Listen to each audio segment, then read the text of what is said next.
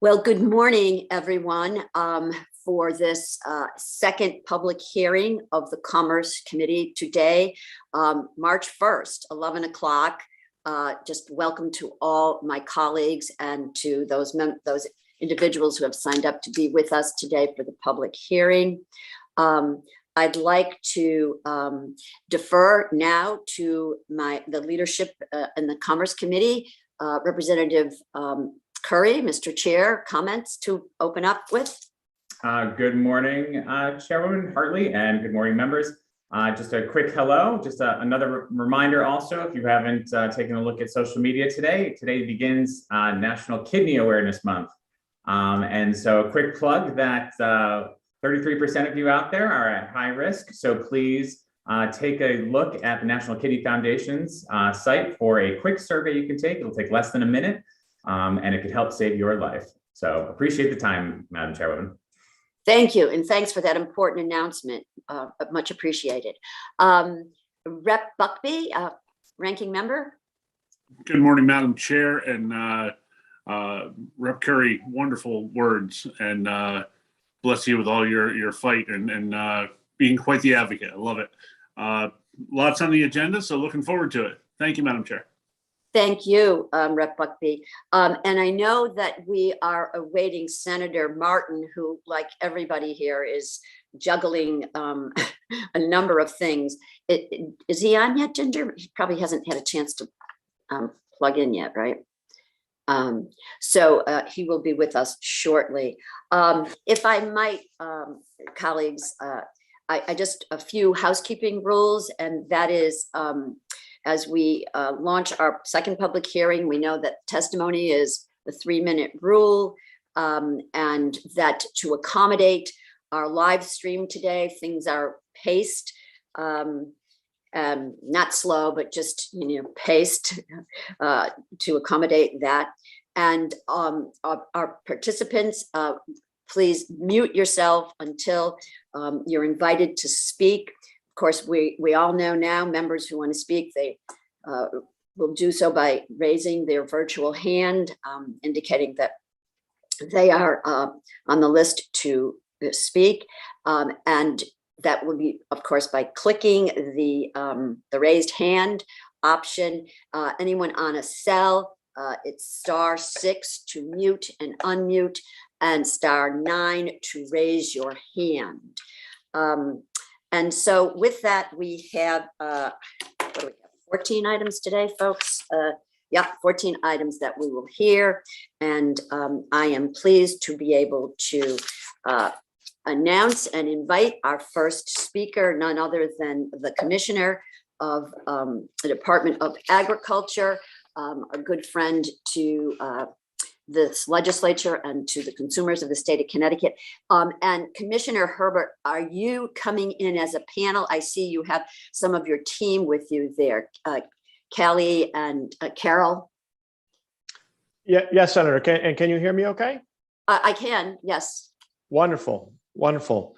Well, thank you all for the opportunity to testify today. I'm here on behalf of House Bill 5125, an act concerning a study of economic development considerations related to livestock processing facilities in the state, and House Bill 5263, an act concerning the processing of rabbits for consumption. So again, Senator Hartley, Representative Curry, Senator Martin, Representative Buckby, and honorable members of the committee, thank you for the opportunity to provide testimony on these two bills. For the record, my name is Brian Hurlbert, and I'm the Commissioner of the Connecticut Department of Agriculture. As the Chairwoman mentioned, I'm joined today by our Staff Attorney, Carol Briggs, and Legislative Liaison, Kaylee Royston. I fully appreciate the committee's attention to enhancing the state's food system by pursuing these policies that enhance the types of products available and the capacity to process them in state. Here in this session and in session.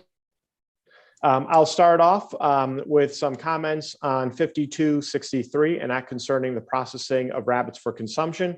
And note that we did submit written testimony on both of these bills for the committee to have and for the record. The processing of rabbits for consumption has been included in the Department of Agriculture's agency package for the previous two legislative sessions, which I think acknowledges how important we feel that this proposal is.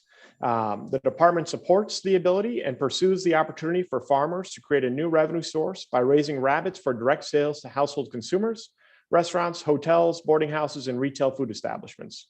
As consumers increase their interest and awareness of locally raised produce and produce foods, this proposal would create the opportunity for them to purchase locally raised rabbit meat, something that they have very limited ability to do currently.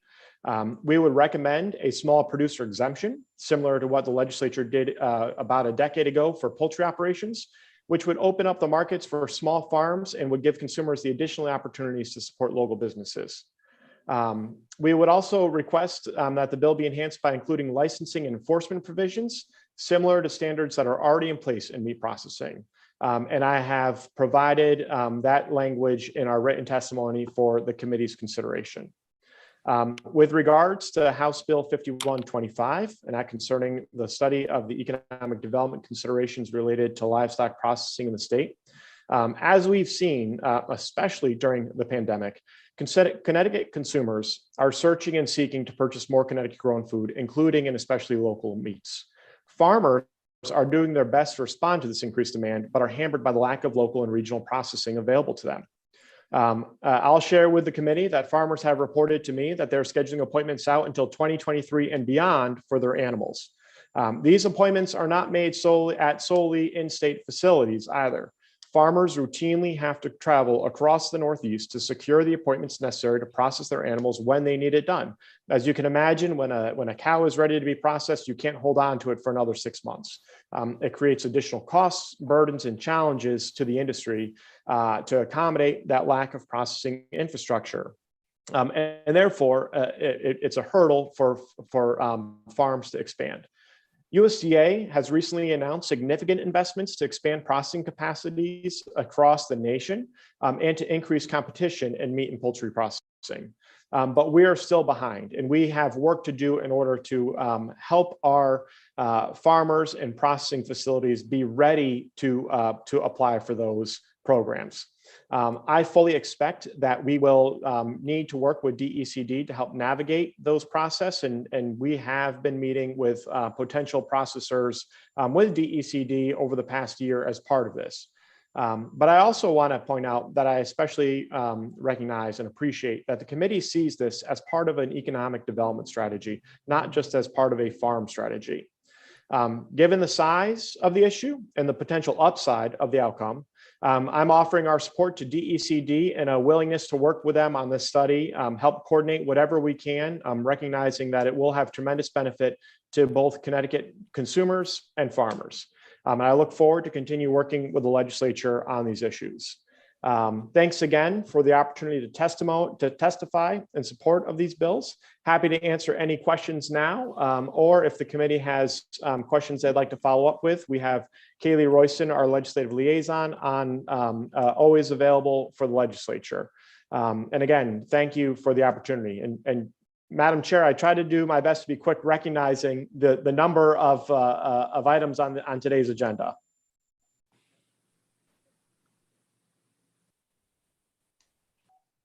Oh, sorry, Madam, you're still on mute here.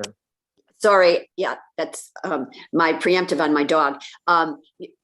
No, you lived in all these worlds, and we really appreciate your help in working with us.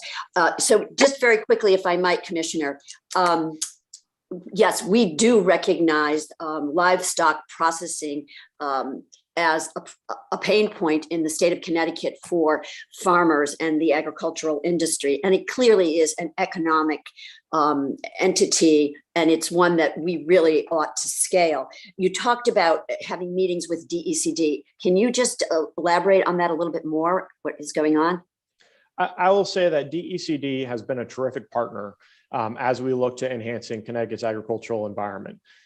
We've had meetings with potential and prospective businesses that are looking at Connecticut, helping them understand the lay of the land and the environment that they would be coming into, and then what other opportunities that economic tools that DECD has to offer. The Department of Agriculture has limited tools and limited value. Our grant programs tap out at about $50,000. And these processing facilities can be multi-million-dollar operations, especially if they are a USDA certified and inspected operation. And so it's going to require tools that are beyond what we have available, but making sure we know of the interest, working with our in-house economic development team, and then helping navigate on the USDA side, I think we can be successful in bringing some of these opportunities to fruition. Thank you. Yeah, we really look forward to helping to do that and to connect the dots here. With regard to processing centers, where do we fit, for example, in the Northeast? I mean, are we in the middle of the pack in terms of having them? I mean, I have anecdotally heard from, farmers who are frustrated about this, but I've never really had the benefit of the entire landscape, if you will. So I would say we're all kind of in the middle of the pack in the Northeast. This is an item that I've discussed with my colleagues in the Northeast, including New Jersey, Pennsylvania, and New York, because it is an issue that extends well beyond our bounds. And so we do have a list that's made available for farmers about available processing centers that we share with them. We don't pick and choose who we send them to. We give them the list for them to decide to. And that does include some out-of-state processing. But I know of a farm who drives their cattle to the Boston area. It's picked up by a livestock dealer. It's brought into New Hampshire to be processed in New Hampshire. He drives up to New Hampshire to pick up the processed meat, brings it back down. You can imagine, that adds a significant amount of time and burden to him and his operation. Another farm in southeastern Connecticut processes their animals in upstate New York. That's where they feel that they get the best value for the animals that they have to process. But it's multiple hours each way to get there. That's additional time constraints on the farm, but also additional stress on the animals in that transport. So this is not a small problem nor a Connecticut problem. And I think we can recognize that by USDA announcing $1 billion in the fall to address this, that they see this as a national problem as well. Thank you, Commissioner. Rep. Buckby. Thank you, Madam Chair. And Brian, thank you for the testimony. Greatly appreciated to get your perspective.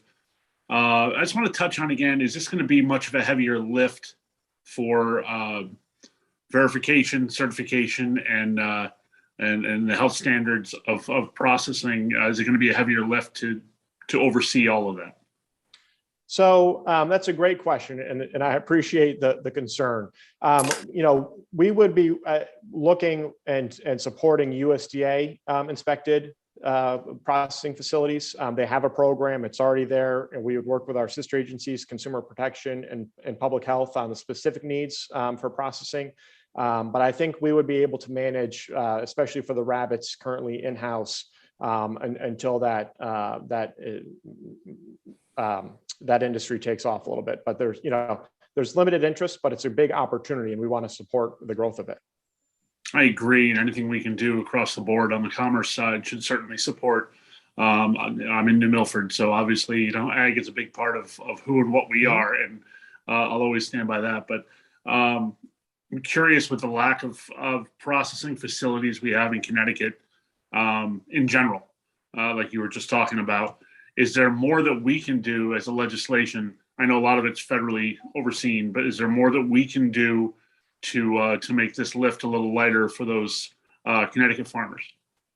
I think the first step is what you have before you today, and let's understand the landscape, design tools that would meet the gaps, and then working with DECD and our agency and our partners, whether they be state, federal, or nonprofit, see what we can do to address those gaps. But I think moving this forward is the first major step to make sure that we're hitting the right points. We're in regular communication with the industry on this issue, so I think we'll be able to tap into that knowledge and those experiences fairly quickly. But I think a well-developed plan is the first best approach. Thank you for that. I think it's it's a great first step. And I think anything we can do to open that door a little bit more for Connecticut Ag is critical. So thank you again for your testimony and your time. And thank you, Madam Chair, for a moment or two. Yes, thank you, Rep. Buckby. Rep. Lanu. Good morning, sir. Good morning, Madam Chair. Thank you. Commissioner, good morning. How are Good you? morning. Great to see you. Likewise, I want to apologize. I got on a little late here. It came from another Zoom hearing, but as you know, we've worked on this rabbit processing for quite some time now. Some of it originated from a constituent in my district, a young lady who wanted to get into farming, wanted to get into rabbit processing, and there's been somewhat of a demand for rabbit meat. Restaurants have expressed interest. The hospitality industry has expressed interest. I just want to be clear, and if you're already did this before getting me jumping on here, please excuse the redundancy.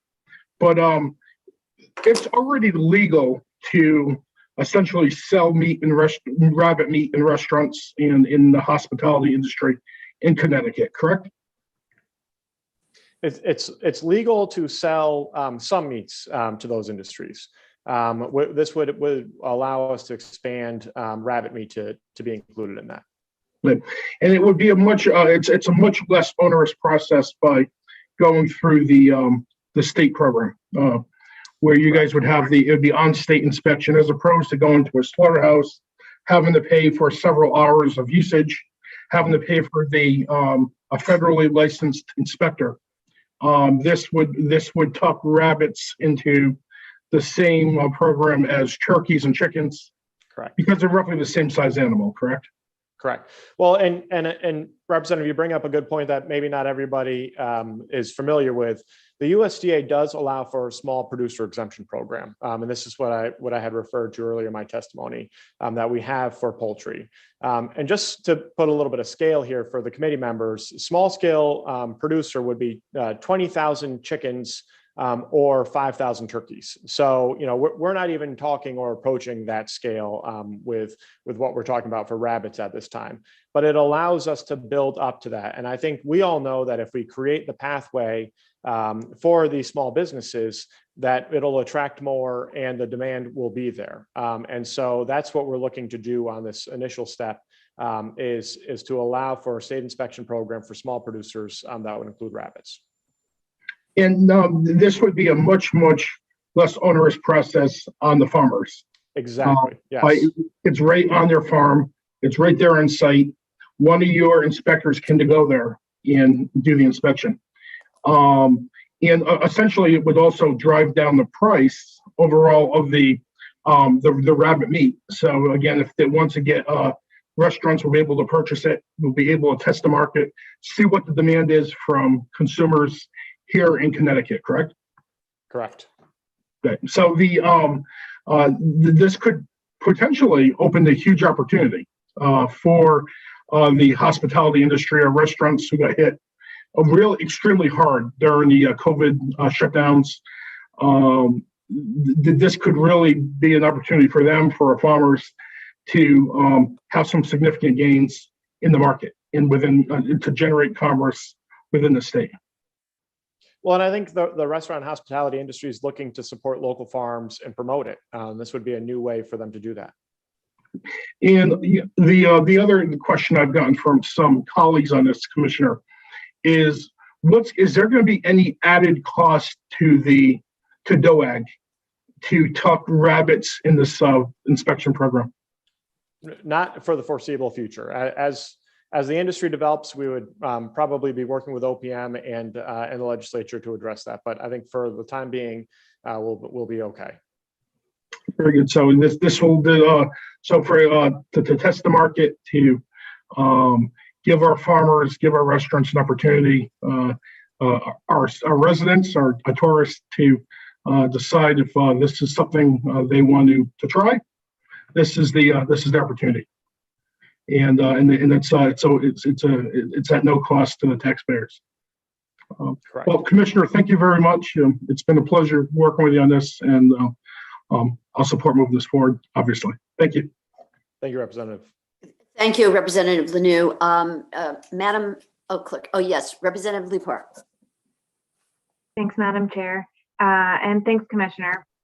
I must admit, I am new to this area, and I was just sort of wondering, do we have existing currently several rabbit farms that are shipping their rabbits to other states for processing?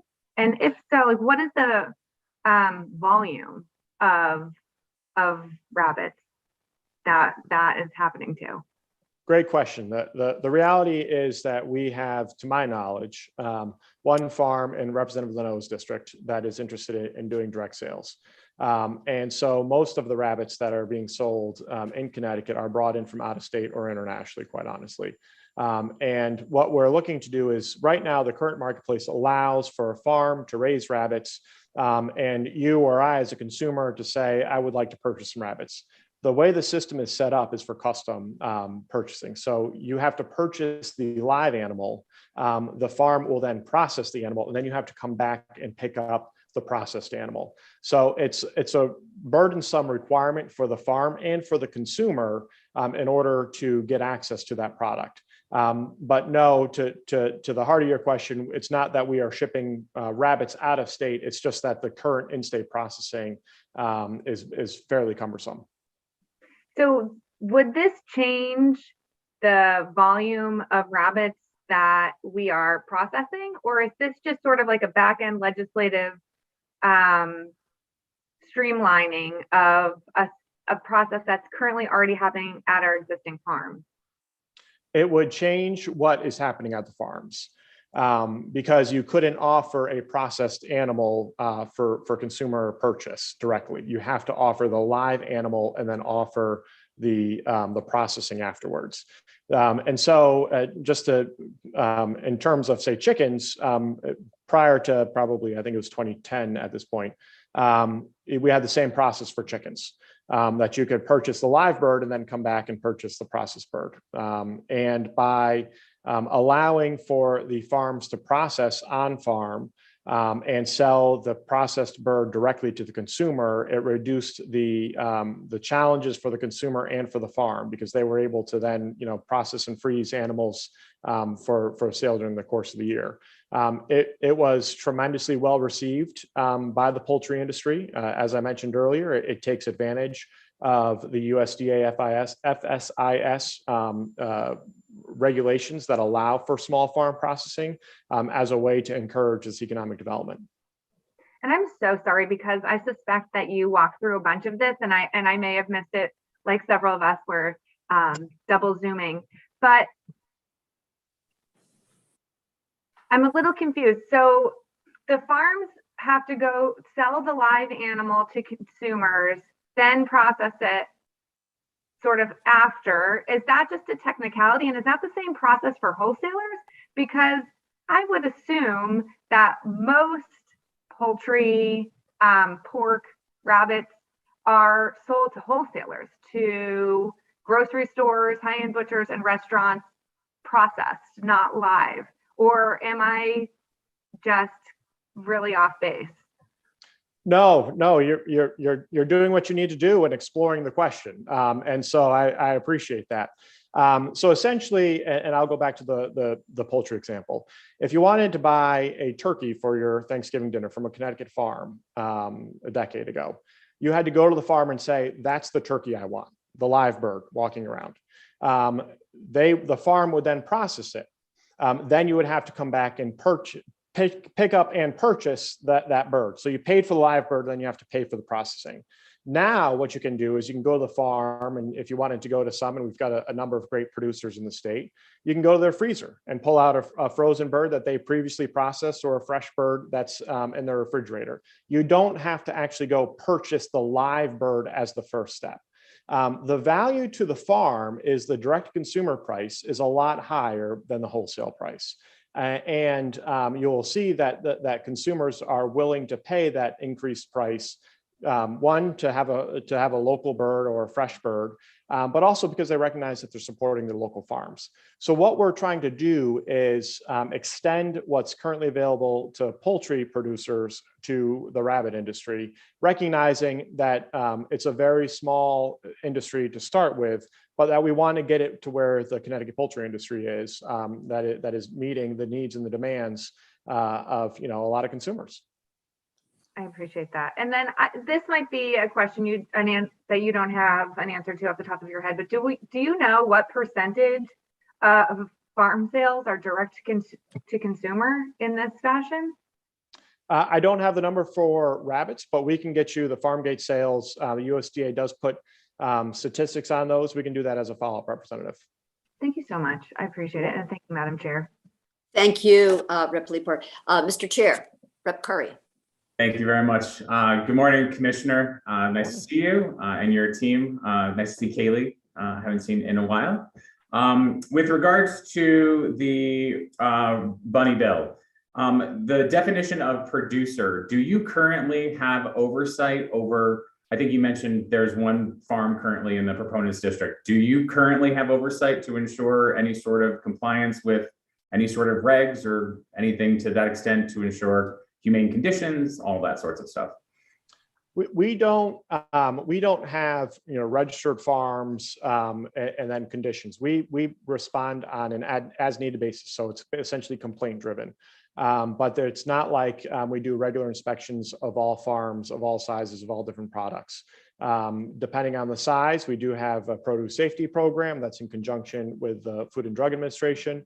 But it is not like every farm in Connecticut registers with the department and or receives an inspection. Okay. And then with regards to the study 5125, if we were to increase or create new processing facilities in the state, we already have the existing farms and structures to be able to do so, and we wouldn't need to define any new producers the way in which we do in the other bill. No, I don't think we would need to do that. And I think part of that study would be to look at, what the potential expansion opportunity is for processing in the state, and then build or work towards building a system that would meet it. All right. Thank you very much for those responses. And back to you, Chairwoman Hartley. Thank you, Rep. Curry. I don't see any other hands, Madam Clerk. Am I missing anything? If not, I just want to leave just one thing with Commissioner Herbert, and that is if you could get back to us.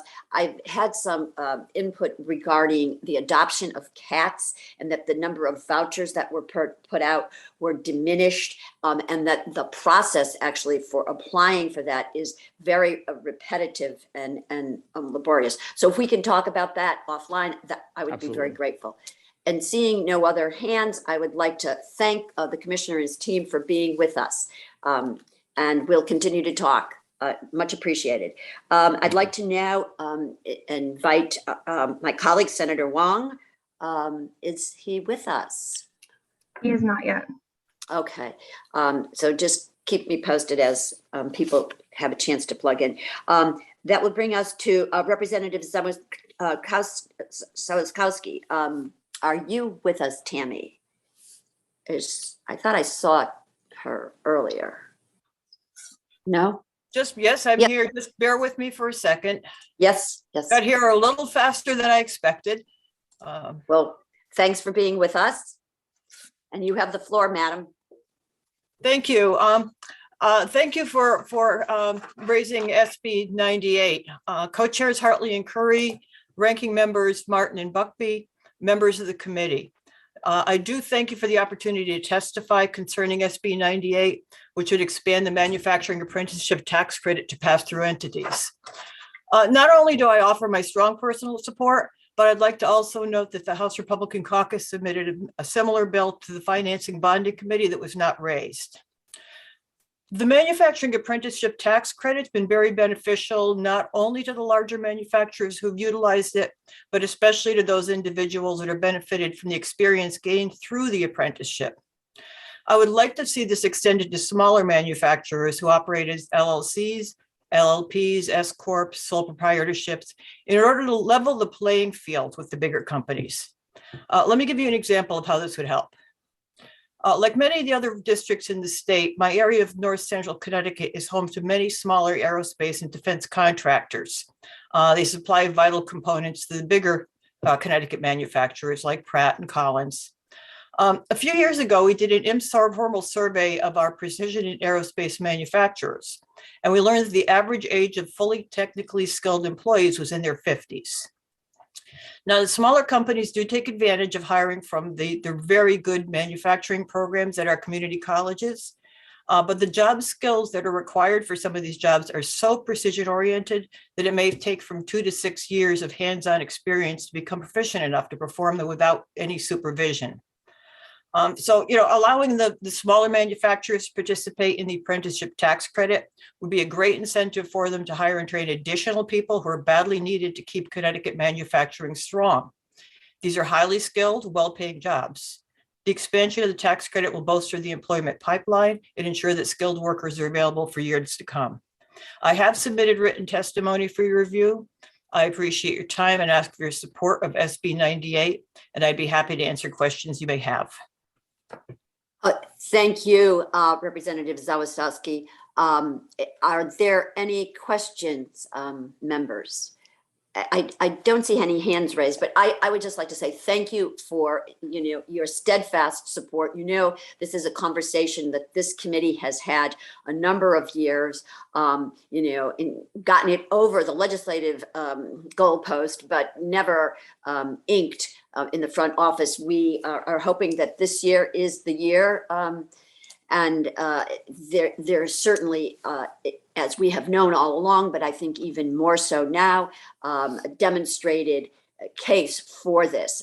80% of our manufacturers are small manufacturers, medium-sized manufacturers. It is true that it is not a level playing field amongst the manufacturing sector. And so this is the population that needs this more than ever, and more than the others, I should say bluntly. And you point out the workforce pipeline, which is what manufacturers are struggling with. Average age 55 workers right now. There is the silver tsunami going on there. This is an important sector. It's a mainstay for the Connecticut economy. So yes, got to do it this year. So thank you for all of your support and advocacy on this. Madam Senator? Chair, yes. I just wanted to add that this is something that our local area manufacturers, this was actually something that we were talking about on our chamber level and our economic development level before I even got elected. So this has been going on a long time. And this is something that we really need to fix. And Yeah. thank you and the committee for your time. Yeah, so, and thank you. Look forward to working together. Other comments? Yes, Mr. Chair, Rep. Curry. Thank you. I just wanted to thank Representative Zawistowski. Always a pleasure to see a colleague from the chamber. And yes, as the good senator mentioned, this is an ongoing conversation. This was a lot of our discussion with the manufacturing caucus a few weeks back. And I know folks at home can't see the screen that I have, but I know we have other partners in other industries on here who have been nodding during your entire testimony. So there is definitely a coalition of folks behind this proposal. So again, we really appreciate you coming out today. Thank you. Thank you, Mr. Chair. And seeing no other hands raised, I will go on to our next invited guest, and that is Senator Wong. He is now in the room. Thank you, Madam Chair Hartley and Chairman Curry. Welcome to your new chairmanship role, and ranking members Martin and Buckby. I'm here to support Senate Bill 45, the Learn Here, Live Here bill. It's remarkable that this bill has had a history of nearly 10 years in the making. This was first originally raised, and I believe it passed as a bill in 2015. And by one word, this bill was irreparably changed. It was one word of moving it from shall to may to implement the program. So this program has been in the books, but unfortunately, it has been permissive in its language and has never been implemented and utilized.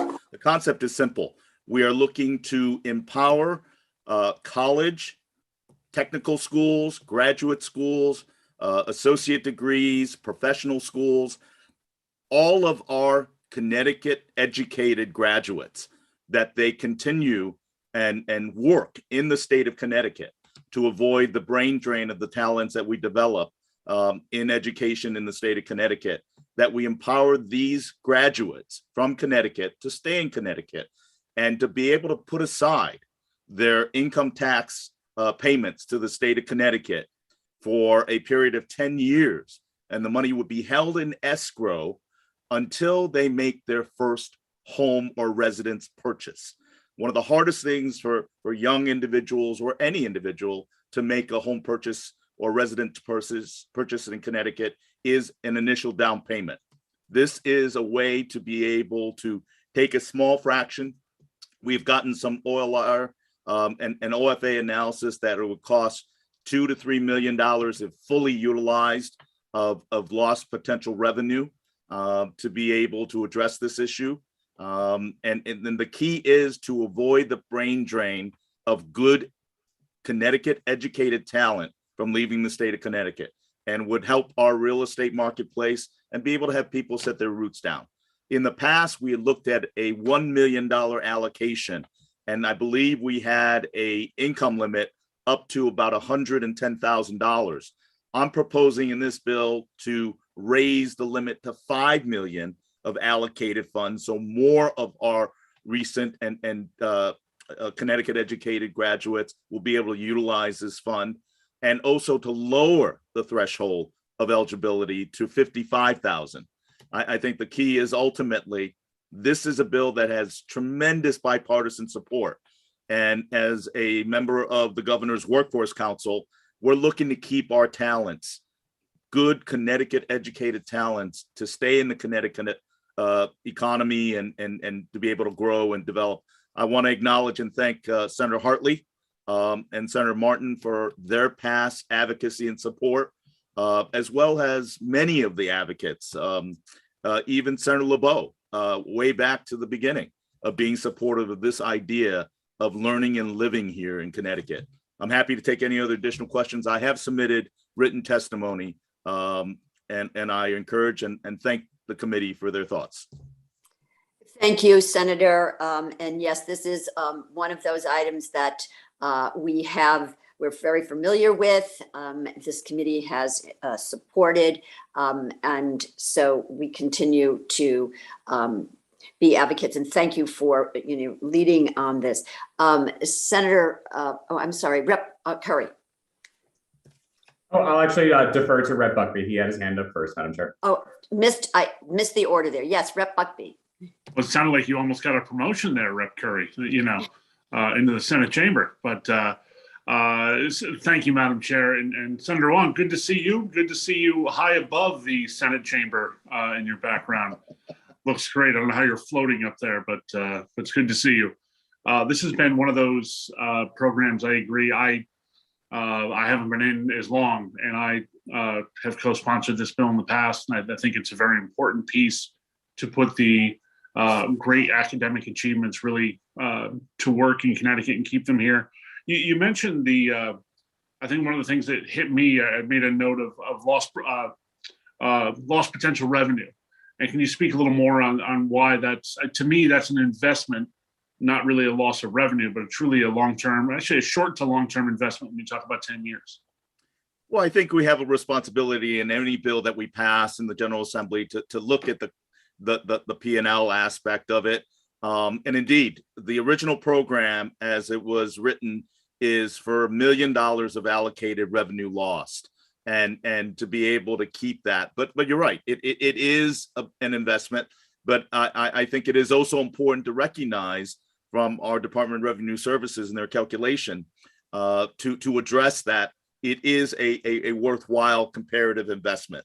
But more important is to look at the intangible of Connecticut educated talent staying in to support our employers and to be able to grow and set up roots. I mean, there's nothing more Connecticut and being part of an integral community than being able to set down your roots. Obviously, a lot of our younger population rent, and look, I've got children who are renting as well. But the bottom line is, if we can get people to buy and build and set down their roots, I think that is a positive to keep more people in Connecticut and avoid the brain drain.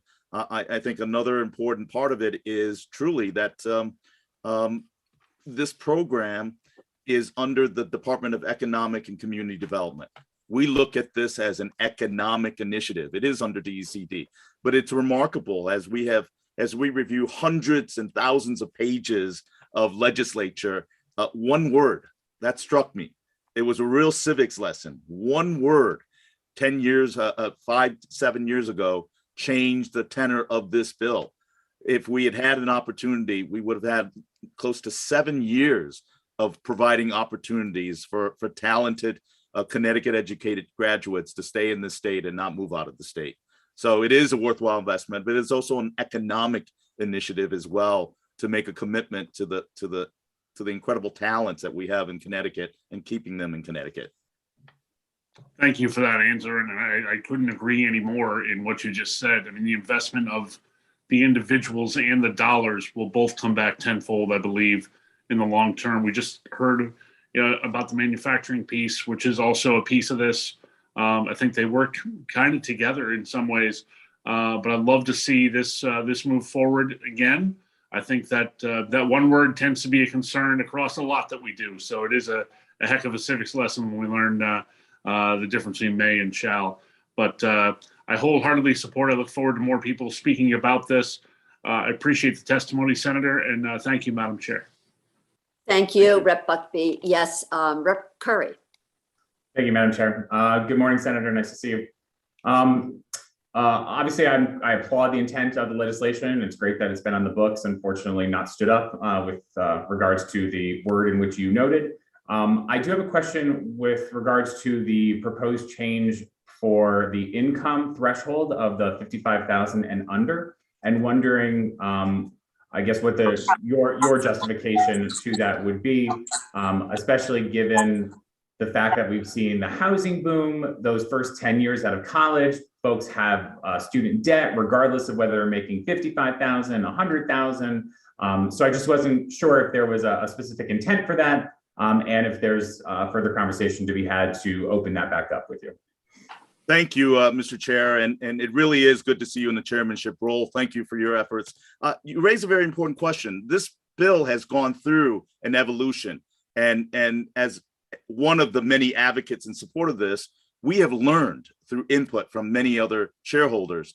And as the former chair in planning, ranking in higher education, this bill was considered, and the 100,000 plus threshold was raised as a concern because it precluded a lot of our graduates in the 55,000 threshold. And if it was at $1 million, our concern in past discussions was at the 100,000 plus threshold, less people would be eligible to be able to benefit from the program.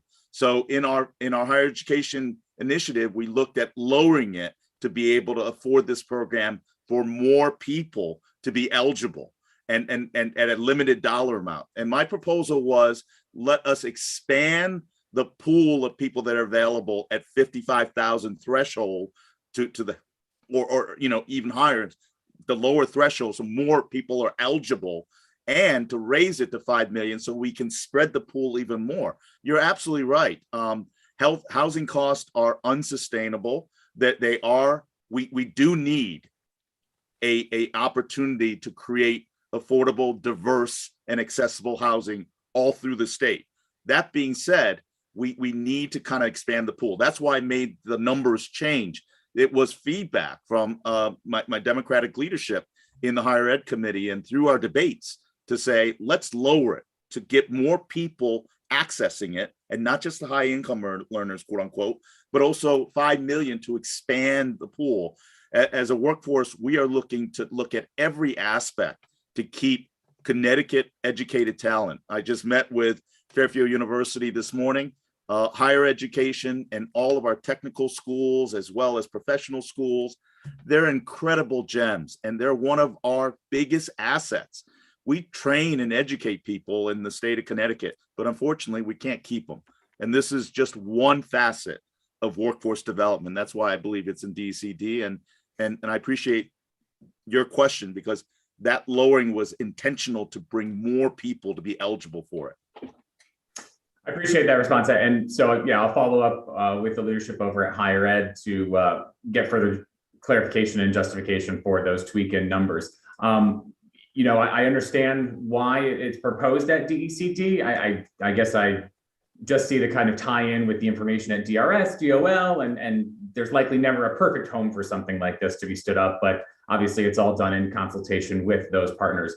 And I might say, and I, you know, looking at the bill and reading it over and knowing its history, given kind of the situation we find ourselves in today, especially with regards to educators and the shortage there, it might be interesting to have a discussion about an offshoot of this and maybe find a learn here, live here, teach here in specific communities type program based off of this. So I appreciate you bringing this up, your responses today, and thank you for that. There was a specific bill proposed related to teachers that was an offshoot of that, and I would welcome that. Our teachers have faced tremendous challenges during these difficult times, and there's a shortage. And I also want to be fully supportive of minority teacher recruitment, to be able to have diverse communities, be able to have educators that share common culture, heritage, and personal experiences with our students. So no doubt, I think this bill did not preclude teachers, and that's important to note. It includes our teachers, and in my communities, we are big educators of teachers. So again, it is a broad base, and when we expand it to 5 million and lower the threshold numbers, again, that allows more of the occupations that can greatly benefit. Teachers being one of them, for any of our first responders that go on to technical schools or training schools, this also benefits them. It again reiterates, it's not just, and my education, the lowering it from the 100,000 plus is, it brings a bigger pool of any aspect of being educated in Connecticut to benefit and stay in Connecticut. So thank you. Thank you. Yeah, and I appreciate that. And I don't want anyone to think that I didn't think educators were part of this. I think it's a different conversation of when educators actually live in the districts in which they teach. There's a very level of investment when that occurs. And so we might be able to actually tailor some of this a little bit more to possibly make this feasible. So I appreciate that. I appreciate that. But then I would also add that our law enforcement, our first responders, many of them are unable to live in the districts that they serve as well. So I think the idea is learn here, live here, and be a contributing, continual asset to our community. So again, I appreciate the note and a shout out to our teachers. They are indeed very important part of our community fabric. Thanks, Senator. Thank you, Senator. Rep. Thompson. Thank you, Madam Chair. Good morning, Senator. How are you? Good morning to you. Good to see you. I definitely applaud the intent of this program. Can you talk a little more, Senator Wong, about the intent behind the time frame? Like may and shall, I notice it says a period not exceeding 10 years after graduation. So could you just talk through, are you envisioning a 10-year period or something shorter? We were looking at a period of time when we can maximize the effect. Obviously, there are certain limits to what we can do, but we were looking for a graduate that starts working to be able to have a 10-year threshold, to be able to accumulate a tangible asset base. And obviously, we don't want to leave it with no timeline, because somebody could hold it and not pay income tax revenue for 20 years before they make their first decision. It could be 10 years, it could be 7 years, but the rationale was the original language had 10 years that you could utilize it. There are many that didn't even realize the program. So 10 years was simply a limit in regards to an individual that could utilize the system to be able to set that money in escrow and have some measure and barometer. So again, the 10 years was simply a threshold number that we looked at. It could be 7, it could be 5, but any number is better than what we have right now, which is nothing to be able to help our recent graduates. And am I reading it incorrectly that people could withdraw the money for the down payment in a period less than 10 years? That is correct. And as a part of what I said earlier in higher education, we really, through the 10-year, the 5-year process, or 7 years, I lose track, we've been able to fine tune some of the input. So one of the things we looked at in the higher education bill that we talked about was, if some people moved out of state after utilizing this program, is there a period of time in which they have to have payback of that program? That was part of the language we instituted as a result of good, bipartisan as well as insight and feedback. So we built that into the program. Believe me, this bill has gone through tremendous input and shareholder ideas. At the end of the day, it still reminds me of a civics class that one word can change the trajectory of a well-intended bill. And again, we want to keep talent, Connecticut educated talent, to learn here and live here. Thank you. Thank I you. have to leave Representative Thomas that we are working hard, so we're missing a community district event of having a salad bar, remember? I know, finally something I could eat. So Senator Wong, thanks for being with us. And I want you to be able to get to that salad bar, sir. Oh, no, we're in insurance. And thank you, Senator Hartley. And I really do want to acknowledge your leadership in this and in your workforce development work. You truly have been a long-standing champion of this. Well, thanks very much. And I think we've gotten some very good discussion going on this. I will just parenthetically say that, I clearly understand the change on to the 5 million. I don't understand quite so much the 110K, but we can talk about all of those things because we want to keep folks who are coming out as engineers as well as those who are coming out in other professions as well. Thanks for being with us. So appreciated, sir. Thank you, Madam Chair. But I also want to clear that the threshold of 55 is a starting point. If somebody is at 110, they would still, in my mind, be eligible the way I would like to write it. They would still be eligible for the program as well. So we're not precluding them. Yeah, no, I see that. Yeah. Okay. Thank you. Thanks for being with us and for your advocacy on this. I'd like to next invite, Representative Ackert, who I think is in the room. Good morning. Is it morning still? Good morning, sir. Good morning. I think it just is. Hopefully you can hear me. Yes. Are we in? I hear you fine. Thank you, sir. Super. Thank you, Chair Senator Hartley and Representative Curry, ranking members, Senator Martin and Representative Buckby. I'm here. You've got a wonderful group of bills on your list today, and I'm here to specifically speak on House Bill 5266, an act concerning the student work release policies, something I'm super supportive of. I've had the opportunity to have young men and women come from the technical schools to come work in my business and want to continue to support this. And I applaud the reach to look and see how we can collaborate with the workforce officer and that department with the technical high school career systems. That when you get a young person that's not sure maybe if they want to work in the trade, they're working in the schools, and they get the opportunity to actually work in the field and get the knowledge that they may say, yeah, this is definitely what I do, that their efforts are stronger in the school, or they say, probably not what I really want to do, and can change and take up a new trade or a new educational process. I think that's excellent.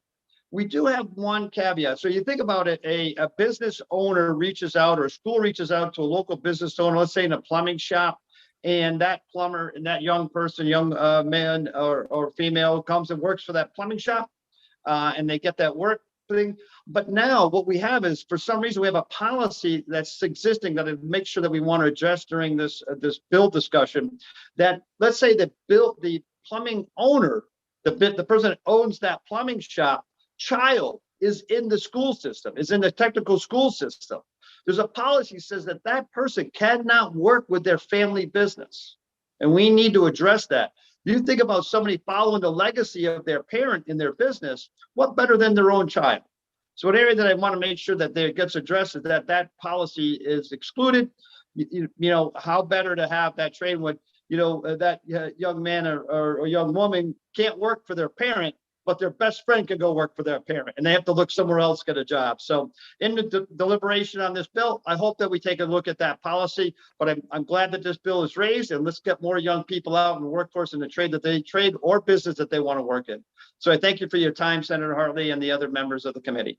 Yeah, thanks very much, Rep. Ackert, and your input here is very instructive. Truth is, I didn't think about that particular, for instance, but just on a macro level, we need to have a policy statewide. It's my understanding that some districts, you know, in fact, have articulated this very well, and it works, and it's communicated to student population and their parents. And in other places, it's basically flatlined. So we need to have this on a uniform basis and to try to scale it. So thanks for being with us today. Rep. Buckby. Thank you, Madam Chair, and Rep. Ackert, good to see you, my friend. Good to see you, sir.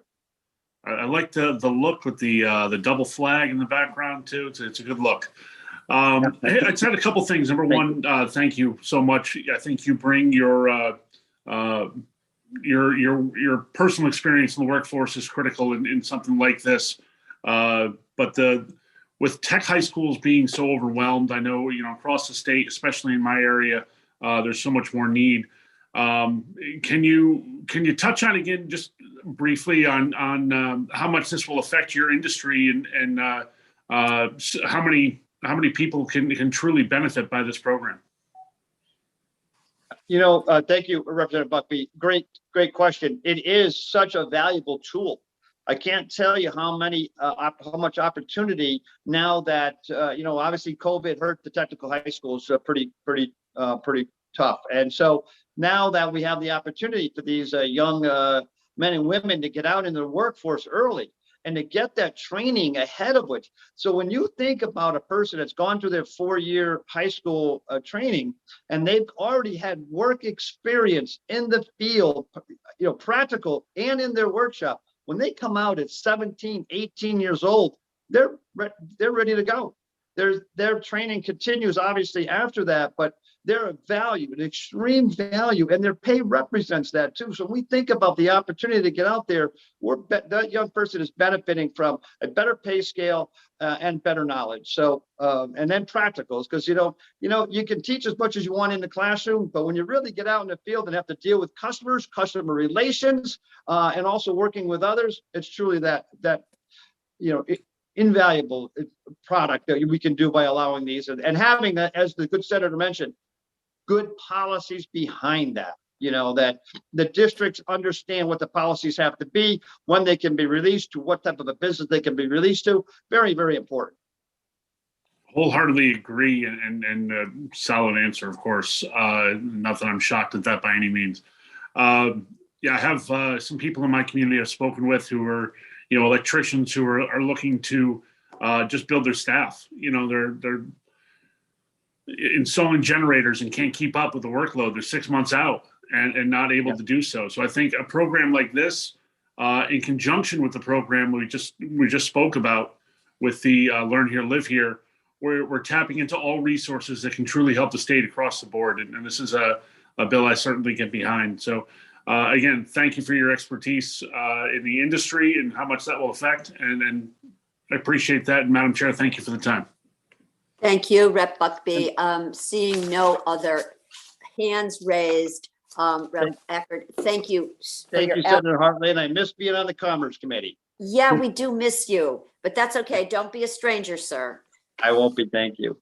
Yeah, okay. And I think we're almost just right on time because we now are transitioning from our list of public officials to the public who have signed up. And our first person is Annie Hornish. Are you with us? Hi, Annie. I am. Hi, thank you, Senator. Co-Chair Hartley, Co-Chair Curry, Vice Chair Cohen, Vice Chair Rochelle, Ranking Member Martin, Ranking Member Buckby, and honorable members of the Commerce Committee. On behalf of the Connecticut-based supporters of the Humane Society of the United States, I'm here today in opposition to House Bill 5263, which promotes the slaughter of rabbits for food. Many HSUS supporters in Connecticut fight to protect rabbits, and many also enjoy rabbits as household pets. Rabbits are smart, sociable animals with unique personalities who would suffer if kept in conditions that would certainly occur with rabbits raised for food on a large scale, as seems to be the ultimate intent of this bill. Due to public demand, many cosmetic companies no longer test on rabbits, many furriers no longer produce coats made from the pelts of rabbits, and laws have been passed that disallow sale of commercially bred rabbits in pet stores. Industry leaders PetSmart and Petco no longer sell rabbits. A few years ago, the test market for rabbits, it was tested in Whole Foods, and vigorous public outcry resulted in the discontinuation of the sale of rabbit meat. This product is simply not in demand. Even with this bill, the Department of Agriculture's proposed sale of 1,000 rabbits is a tacit, just that number is a tacit acknowledgement by the Department of Ag that demand is low. The commissioner himself stated that he is aware of only one farm that might be impacted by this bill, just one. Further, rabbit hemorrhagic disease, or RHDV, is a concern for wild and domestic rabbits. RHDV was identified as an emerging risk in 2019 and is now widespread in the Western United States. This disease was confirmed in domestic rabbits in neighboring New York State in December 2021. If passed, this may exacerbate spread of this highly transmissible and fatal disease. Finally, in light of the emerging viral threats that jump the species barrier from animals to humans, like SARS, HIV-1, H1N1, MERS, and COVID-19, Connecticut's Department of Agriculture should instead be promoting plant-based markets, including expansion and innovation of plant-based proteins and eventually cultivated meat, to ensure a greater availability of more diverse, safe, and dependable protein sources. And I'd finally like to point out to the committee that this concept was also raised today in the Environment Committee, House Bill 5295. And that, to me, that suggests that the Department of Ag knows that the public strongly opposes this bill. And I can tell you, I'm getting inundated with people demanding that this not pass. A lot of HSUS supporters, as are other animal welfare groups. Thank you so much for your time and consideration, and thank you for your service. Thank you so much, Annie. And I see that you're testifying from your office on wheels. So I am. Thanks for being with us. I know it's always these extra efforts. Yeah. I just have one question. You mentioned HDV disease. Can you just tell me a little more about that?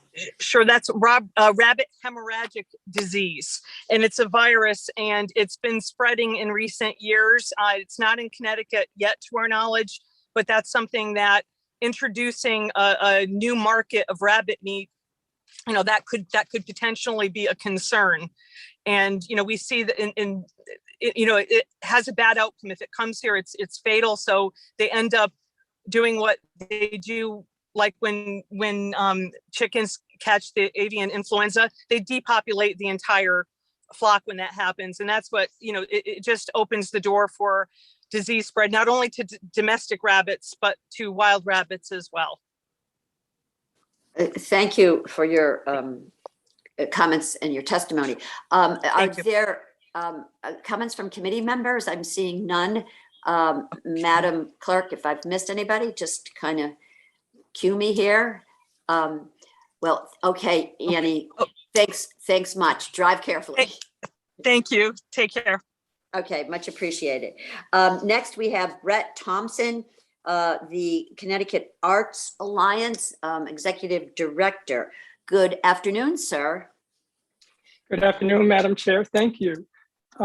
Greetings, co-chairs Hartley and Curry, vice chairs Cohen and Rochelle, ranking members Martin and Buckby, and distinguished members of the Commerce Committee. My name is Brett Thompson. I'm the Executive Director of Connecticut Arts Alliance. We're a statewide community of more than 100 arts organizations, artists, arts professionals, and arts supporters who work to bring the benefits of the arts to our state's economy, our communities, and the health and well-being of our residents. I'm here today to support HB 5267 and to thank you for acknowledging the inseparable relationship between tourism and the state's arts and culture sector. They are two sides of the same coin, and it's heartening to see that recognition in this bill. As one example, cultural tourists, whether they come from in town, travel from across Connecticut, or come from out of state, inject far more into the local economy than the price of their admission tickets. In fact, a study conducted by Americans for the Arts demonstrates that patrons who attend arts events typically spend more than $30 each on average beyond the cost of admission. Patrons who travel from out of state spend twice as much as their local counterparts. Connecticut Arts Alliance and our members fully support this bill and thank you for recognizing the importance of our sector to the state's tourism ecosystem. We believe it is a great start on a broader conversation on how the sector benefits other areas of Connecticut's economy, including workforce development, attracting and retaining talent, and building strong communities. The creative sector contributes nearly $10 billion to Connecticut's economy and represents 3.4% of our gross state product. That's more than construction, education services, and transportation, and it's the second largest in New England. Our value extends far beyond our role as tourism assets. The arts community couldn't ask for a stronger partner than Connecticut Office for the Arts and its hardworking staff, but we urge DECD as a whole to embrace a more comprehensive approach to integrating our sector into its strategic thinking. If we want more vibrant cities and towns that attract the workforce we need to be competitive, cultivate a welcoming environment for local businesses, and offer a better quality of life for all, then it is essential that we think more broadly about how arts and culture fits into economic policy. I think Americans for the Arts said it best.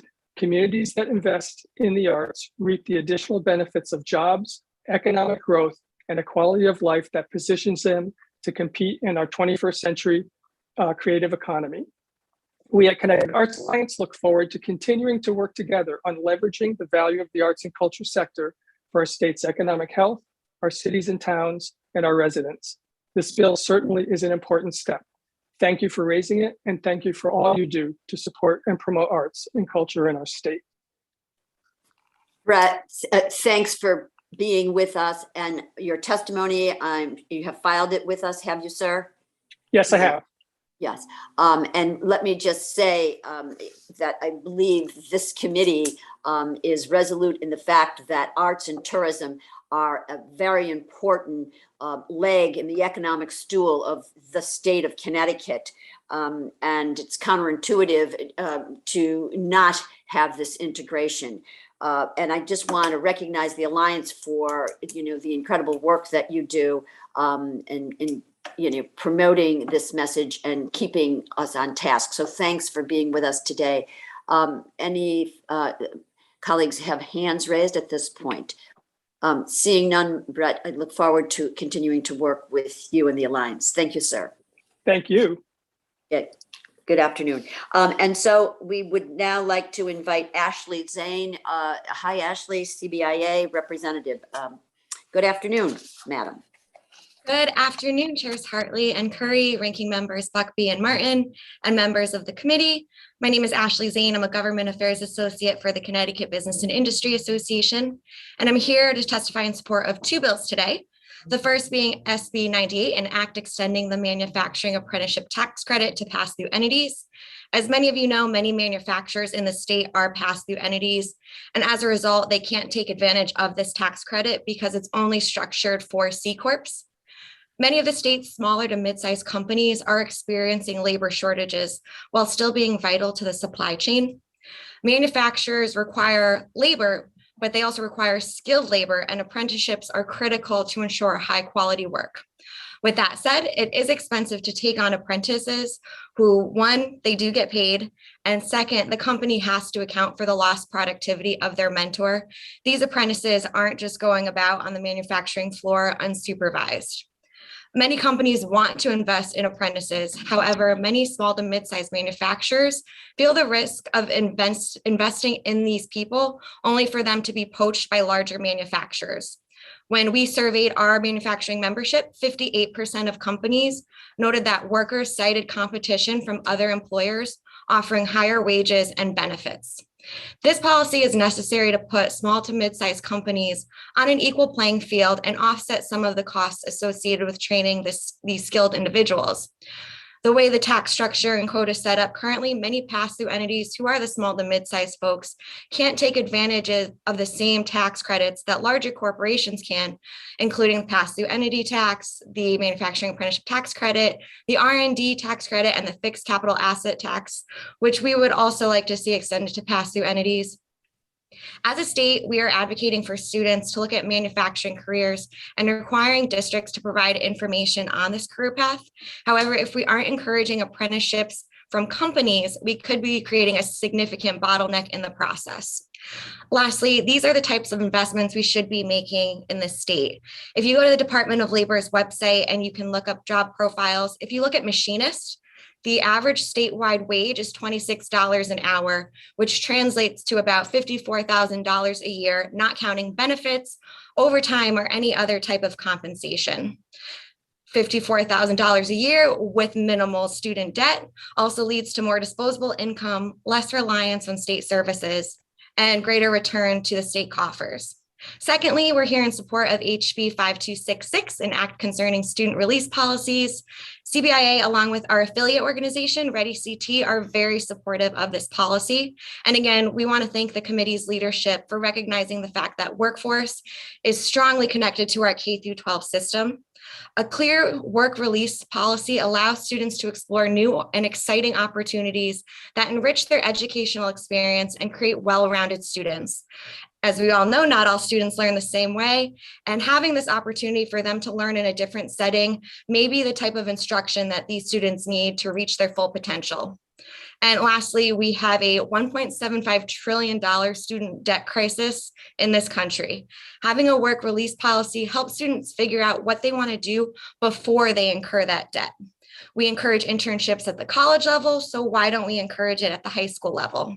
You know, speaking from my own experience, I didn't figure out that I wanted to go into policy until college. And if I had known about this field and what it could offer at an earlier age at high school level, maybe I would have set myself up better to be more successful. And we should be encouraging that for our high school students. So with that, I urge the committee to support these two bills, and I look forward to working with all of you throughout the session. Ashley, thank you as always for your testimony, and I'm sure you have given that to us for the benefit of members who are having to jump back and forth. Yeah, the work release policy, quite frankly, I was stunned to learn that we do not have a threshold policy on a statewide basis, especially when we're talking about internships, externships, real life work experiences. So once again, work to do here. Thank you. In seeing no question. Oh, yes, Rep. Buckby, you have the floor, sir.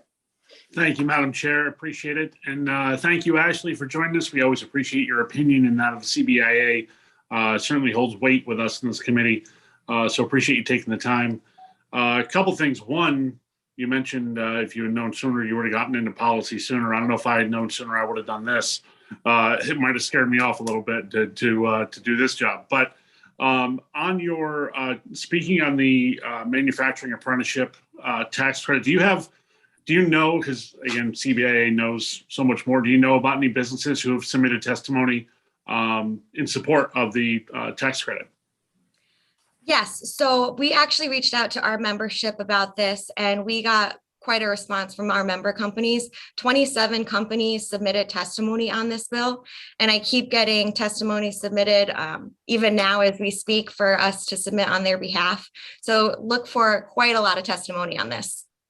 Excellent. Yeah, I mean, that's the crazy part again about jumping between Zooms. It's tough to read what you're missing and who's not here. So certainly appreciated and great to hear directly from them, which is a critical piece for us in moving legislation forward. So again, Ashley, thank you for your time and joining us, and thanks for the work, CBIA. Madam Chair, I have nothing else. Thank you for the time. Thank you, sir. Further questions from the committee members? Seeing none, thank you much, Ashley. Appreciate your working with the committee as we move forward on some really important issues here. And that will bring us to our next guests, and that is Jim Nardozzi from the Drew International. And Jim, if you are intending to speak in tandem with CEO Frank Montero, you can do that. And I do see Frank, and Jim is here somewhere, is he not? But I want to point out to all the members, this is the yeoman's effort from Frank Montero, CEO of Drew Manufacturing, because he is coming to us live. And I'm going to guess you're in Greece or Holland or someplace, but he bears witness to this new technological world that we're in. And we are really greatly appreciative of the extra effort here, Frank. I was breakfast in Athens and I'm dinner in Rotterdam tonight. Okay, think of us. Think of us. You have the floor, Frank. Thank you, Senator. I want to thank you and your colleagues today. You know, over the last couple of years, it has not been easy in the marine space, as you can imagine. If you're trying to get a refrigerator or a golf club or anything, it is taking months upon months to get these goods. And one of the things that I want to echo that one of your colleagues spoke about was keeping talent in the state of Connecticut, and that's something that we've been trying to do at Drew. And if I look at the last couple years, we had some great opportunities to move and establish not only our corporate headquarters in Connecticut, but our North and South American manufacturing plant and a global innovation center. And what that's allowed us to do is to attract some phenomenal talent. Chemists, supply chain individuals, accountants from University of Connecticut, Post University, other state institutions, being able to keep that talent not only in the state, but now to give them opportunities with a global company. As you said, yes, I'm in Europe right now. One of the things we're working on is we've gained some new builds. And what a new build is new vessels coming into play. And some of those ports will be called upon in the US, most notably Houston, or from the cruise side down in Fort Lauderdale and Miami. And that's huge for us. And that's huge for that manufacturing facility that we have, because during the pandemic, we saw our cruise revenue go from $5.5 million down to zero. And we saw our largest customer, which is by de facto the US Navy, go from $1 million a month to about $500,000 a month. And now we're starting to see a little flip to that. So that manufacturing facility, which did a little over 1 million kgs last year in its first year of operation, is going to do about 2.5 to 3 million this year, which is going to allow us to bring on some additional headcount on the manufacturing side. It's also allowing us to bring in a second leadership team to be on the manufacturing and warehousing side, because we're either going to have to run a split shift or bring on a second shift. And it's further going to allow us to bring in some additional chemists, because there's some new technologies that are coming out as it relates to the engines on these vessels. And we want to have not only the fuel additives in place for what they're using today, but for what that next generation is going to be. So Waterbury has been huge for us. If we look at the resources up and down the valley, it's just amazing. You have what I call old school manufacturing capabilities and new school technology, which is being taught, and having that mix come together, it has allowed us to succeed. And specialty chemical has been huge for the valley, but it's been a cornerstone for Waterbury since the brass industry, for lack of a better word, went south in the 70s. So I applaud the team for making us feel welcome, but more importantly, allowing us to recruit, keep people local, and whether it's an hourly job or a salary position, 7 million is what we've added in payroll over the last 18 months, and I can only see that going up from here, and all of those dollars staying within the state. Thank you very much, Frank, for being with us, and most of all for that really optimistic story about an industry that is now new to the state of Connecticut. Can you just comment a little bit about your chronology? So you brought this initiative to Connecticut. When, why, how, and at what time was this particularly challenging time? And for that, I have to say, it is so commendable. Talk about being up against the odds. Thank you. So I joined Drew as its CEO in June of 19.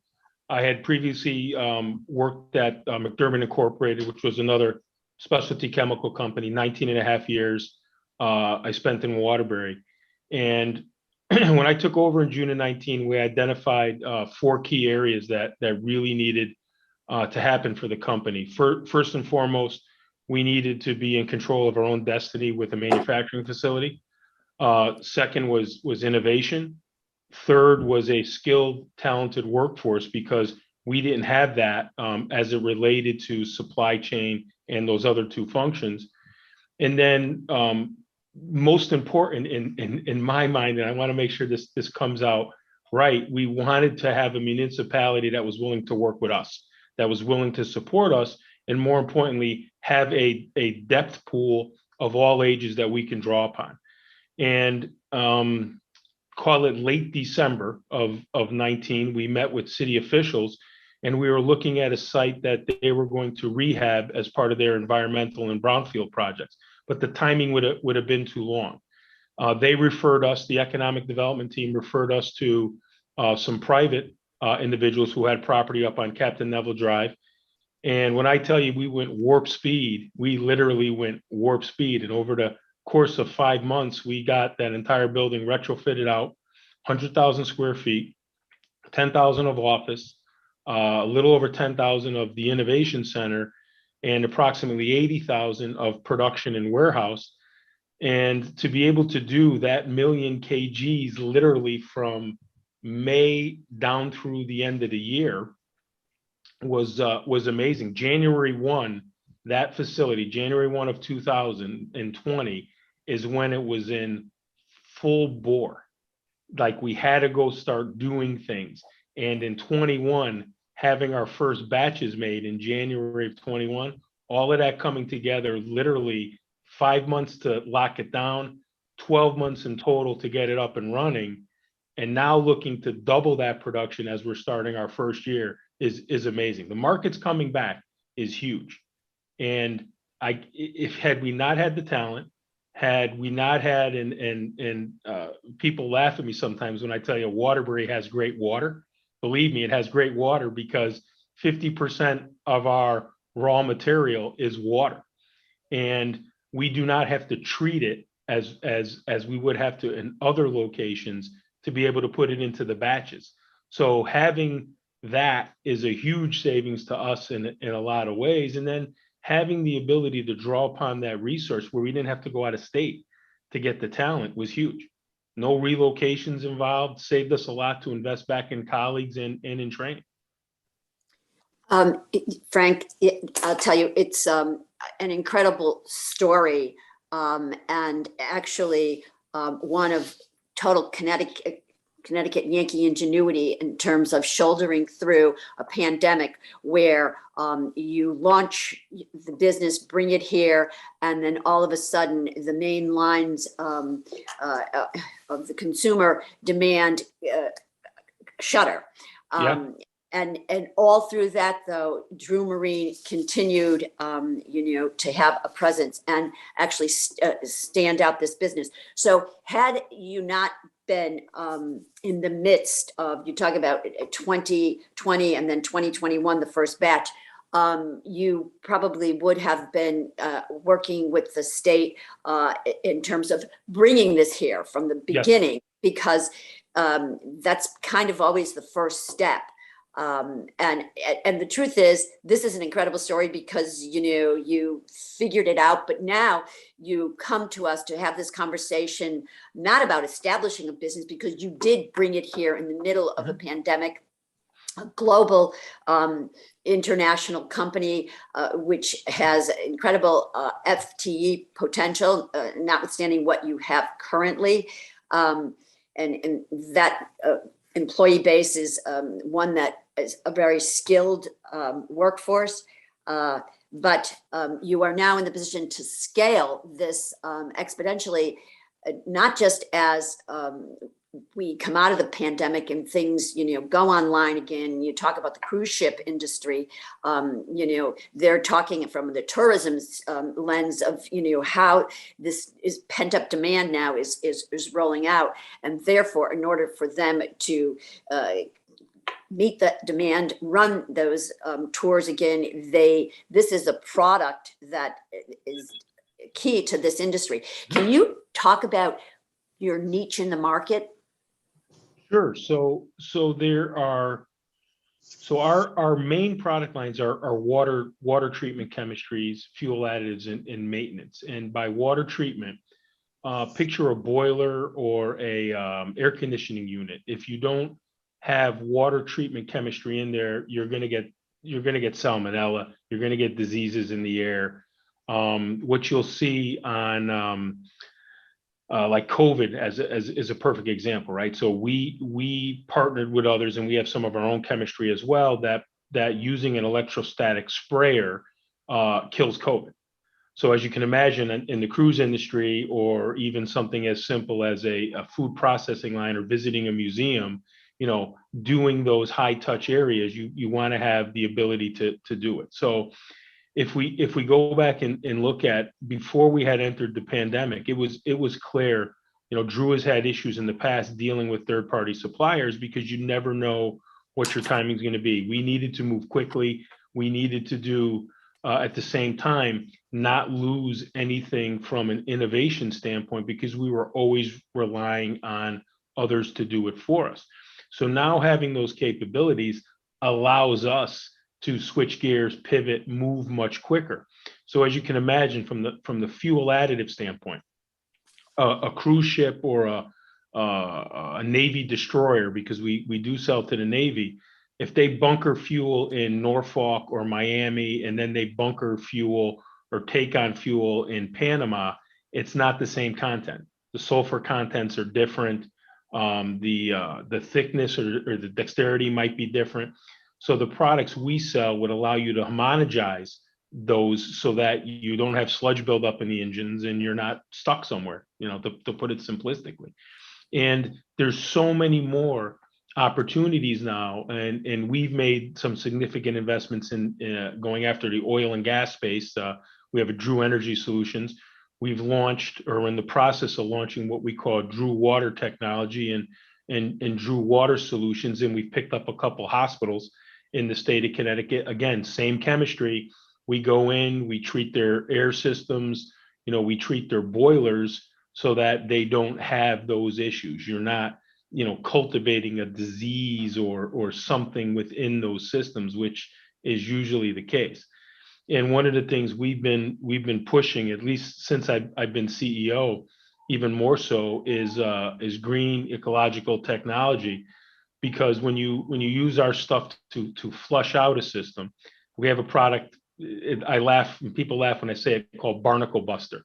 But what it does is it breaks up the barnacles and mollusks that are in your engine and or your cooling system, dissolves it back into the ocean, but doesn't leave a chemical residue. So it's literally putting it back into the ecosystem, back into the environment to do it without, creating additional waste and or concerns for the environment. So the things that we're in the midst of now, in a lot of ways, have been new to this industry, because the IMO has come out with regulations and nobody has really done any innovations. And the two biggest players are ourselves and a company out of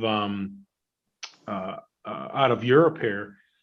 Between the two of us in the water treatment space, it's 85% of the world market, for what we refer to as 5,000 deadweight ton vessels and up, is water treatment chemistry that the two of us supply. And they're 55% of that, and I'm about 30%, or we're about 30% of it. And they don't have manufacturing anywhere outside of Europe. Us having this in the US, and the speed, I can't tell you, the speed at which we did it not only protected our business, but now gives us a lot more opportunities. And I tell you, we have no desire to have another facility outside of the Waterbury one, because the capacity that we can do there by adding second shifts and additional lines. And the gentleman who's run the project for me, Jimmy Nardozzi, has just been a godsend in a lot of ways. I know you know him through Waterbury Development Corp. So he knows exactly how to manage those projects. And when we come to him with additional opportunities, he's able to line up the contractors and everything to do it for us. Thank you very much, Frank. Representative DG Von Carlo, I see you have your hand raised, sir. Yes, thank you, Senator. Frank, well, good morning or good afternoon. I'm not sure where you are, what it is, but good evening. Senator stole a couple of the questions, but can you just elaborate more on the jobs that you created, the salaries created at your location? Sure. So if I count the two locations, it'll be easier. It's about 65 jobs currently. It's a little over $7 million in salary.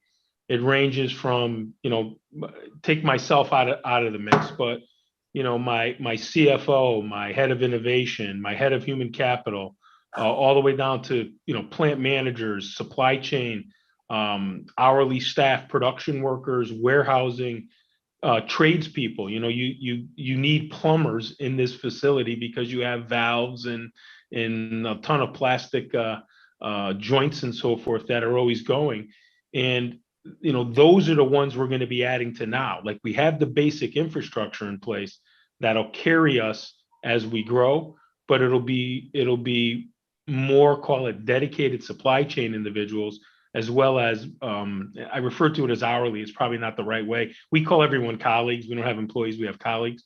So we'll be adding additional colleagues. And I think we got 7 or 8 on our website that we've posted or are in the process of posting, that we really would love to get these individuals before April. It would be a huge help to us. I know you said there you have a strong desire to work with the colleges and keep our talent in the state and maybe work with our local colleges and our state colleges. Is that something you see happening in the future?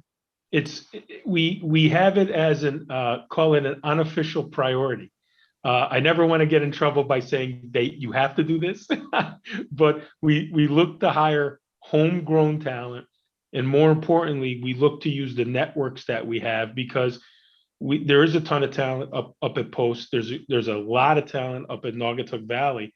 And we've had so many kids, I'll use the word kids, that have come to us that have started out at the Yukon branch in Waterbury, gone up the stores, and now are coming back. A couple of them were chemistry majors. One of them was a process engineer, and now she's taken over a lot of the daily stuff as it relates to that plant. So to be able to have that talent there, and especially, not just that, but IT, accounting, everything else, you'd be surprised if you look at the roster it's people I guarantee you know, because you've seen their fathers around town or their moms around town, and now the kids staying here. I mean, I went away for 10 years. I came back. It was a great opportunity when I came back with McDermott, and now it's even a better opportunity that we can do it again. All right. And last question, Frank. I mean, I've toured the plant. It's absolutely, in full disclosure, the plant is absolutely incredible. The whole facility is incredible. And he's, it's a place that is starving to expand. It really is ready to expand. But what do you see the future in the specialty chemical industry in the future? And why is this bill so important to you, honestly, to the whole overall future of your company? If I look at chemicals versus specialty chemicals, okay, specialty chemicals much cleaner, more ecologically friendly. You look at the companies that we do have in the town today. You have Element Solutions, which was the former McDermott. You have Hubbard Hall. You have King Industries that are all located in city limits. For us, for our end markets versus their end markets, since we're all in different ones, truthfully, it's going to allow us to keep more people here, but more importantly, it's clean. It's clean. There's when you have a discharge, releasing something into the water supply, it's all cleaned out, records kept, telling you parts per millionth what's going into the system. And for us, it's going to allow us to do much more. I don't, as we grow the company and if we acquire other companies, and I mean this in a good way, so I hope it comes out the right way. I want to be able to move the stuff here. I don't want to keep it where it is. Having it in a central location where your team can control it, your team could review it from a quality control standpoint, innovation standpoint, but more importantly, I don't have any customers in the state today, other than on the industrial side for the hospitals and stuff we're doing, but nothing with marine, nothing with oil and gas. Having access to 2 highways that you can get your trucks out there. And those highways, out of Waterbury, we not only service our main ones on the East Coast of Norfolk and Miami, but now we're shipping to Brazil out of this Waterbury facility. And that business is starting to take off as well. So, the funds, I'm putting them right back into the business, not only in the innovation, but, I just signed off on a CapEx for $250,000, which will allow us to do small packaging of one of our major products for the leisure space. So for crafts, boats that are 25 people to 250 people, a whole new market, which is huge. The volumes from that and the stuff we just brought up from that business in Florida with Barnacle Buster and T-Gel, those are all that's globally, we're going to produce it in Waterbury. We're not going to make it anywhere else. We're going to produce it here and ship it out. Why make that capital investment anywhere else when I got it here? And I already got to know how to do it. Thanks. And I did say one more, but you just brought me up by that acquisition. It just reminded me that you're one of the few companies that can say you're actually bringing business, back from Florida up to Connecticut and also into production and creating jobs up here in Waterbury, Connecticut. So I appreciate your time. Thank you. Thank you, sir. Thank you, Representative DG von Carlo. Are there other members who have questions, hands raised? I'm not seeing that. But listen, Frank, I know the clock is ticking and you're over there in a different time zone. So we're very grateful, for your effort to be with us today and to explain this a little bit further. And quite frankly, to telegraph the amazing success story of Drew Marine, which we can now proudly say is a Connecticut entity on the world stage. One thing you talked about, the fact that the market is essentially yourself and another European entity, but that they have no manufacturing capacity. How does that position you in terms of your competition, so to speak? So all of their manufacturing is done in Europe, and they ship it out of here. In South America, they're trying to get somebody, but in the US, it gives us a huge competitive advantage because us having the product here, we don't have to keep millions in inventory. We can make it and use it and ship it, and I can't tell you what a huge impact that is versus as an example, when I have to ship it down to Brazil, nowadays it's 4 to 5 months. in transit and then sitting on the docks. And then by the time my team gets it in Brazil where they can sell it, it's literally already sold and they're working on 2 other, containers back. So this has given us a huge competitive advantage against them in the US. And if we can do the last few things that I want to do with a small packaging line and look to bring a lubrication business in here, it would be huge for us because it'll give us a bigger jump on what I call the small fry.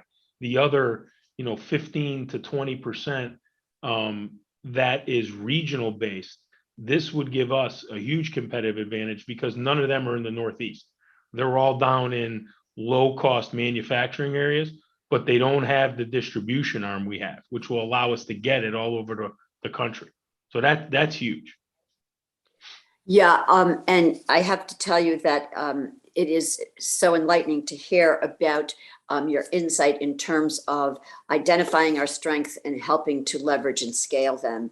And I just lastly want to recognize the incredible presence that Drew Marine has in the philanthropic space, in the region, in the state. It is so important. Government can't do all, be all, and working with private sector is so integral, and especially in this new world post-COVID that we find ourselves. So I do want to take my hat off to you also in that area as well. I don't see any other questions, and you have been very generous to be here with us. Thank you for the opportunity, Senator. Thank you, your colleagues as well. Truly appreciate it. Okay, and travel safe.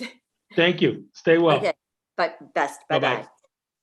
And so that will bring us to our next speaker, who is Pamela Vitale with the Art Studio Gallery. Pamela, are you with us? Madam Clerk, is Pamela on deck here in the house? Pamela is not. Pamela is not. Okay, so we're going to move on to Alyssa Havlas. Oh, hi, Alyssa. Good afternoon. Good afternoon. Thank you, Senator Hartley. I would like to speak in regards to Senate Bill 45, an act concerning the Learn Here, Live Here program, just in reference to a comment that was made earlier with parents not being able to employ their own children. The policy, as I understand it, was an effort to prevent conflict of interest and potential inappropriate or criminal activity at any business or workplace. So I do understand the idea of potentially revisiting that policy and the background and history of that. But just the other side of that argument would be to prevent some of those activities and to also expand with people in the workforce in various workplaces. So just as an aside, something I noted from before, from my own personal experience, I know friends and colleagues who have taken advantage of this bill, and I continue to support the institutions of higher education who are responsible for vetting their students as temporary residents while studying in the state of Connecticut, and maybe future residents of the state who will enter the workforce here should they stay in state. I strongly encourage communication between institutions of higher education and employers to ensure those who stay in state and take advantage of this bill be well vetted and demonstrate respect for the community where they reside and the residents of Connecticut who are well established here. This is something that I have noticed as a teacher and as a professional and also a volunteer with many organizations, people who choose to study here in state and then stay here and sort of working through the vetting process. It's been very interesting in many years thus far in my career. And also in regards to House Bill 5267, I am a member of the arts community. I would like to thank you for your continued support of the arts. I am a music teacher, member of the Professional Development Committee for the Connecticut Music Educators Association, a volunteer for the Southeastern Connecticut Cultural Coalition, grant reviewer for the Connecticut Office of the Arts, and overall advocate for the arts. I'm amazed by the work that has been done to advocate for the arts thus far in my own career and the advancements that have been made. The communication and improvements in the arts sector have had a tremendous impact on the residents of Connecticut and the youth in the state who show continuous appreciation of the arts and culture. I look forward to the future of the arts in Connecticut and helping to ensure the success of the arts sector through this important work. So thank you very much. Thank you, Alyssa. And thanks for being with us. But I first of all want to take my hat off to you as a teacher and representative of the teaching profession, because these past 2 years have been more than a challenge for all teachers, and you have been in the front line and kept our kids safe, and also dealt with the challenges of trying to not have interrupted education process. Also, with regard to the arts and culture are integral to the quality of life in this state, and quite frankly, we pride ourselves on that. We've got to make sure that we are integrating them into our overall economic initiatives in promoting this state. So I'm ever grateful for you being with us today and your advocacy. And have you provided us testimony on your comments today, written testimony? I have not, but I certainly can. Yeah, okay. I only say that because, it's a crazy day. This is what we call B committee days, and there's many of them going on. And just so that all of our members, have the benefit of your presence here. So I want to thank you. And if you get that to us, we will make sure that it is available to committee members. Thank you. I certainly will. Thank you. Best. Bye-bye. And next we will have Eric Lamb, who is with the Trinity College. Are you in the house today, Eric? Madam Clerk, is Eric with us on deck or whatever? Just give me 1 second. Okay.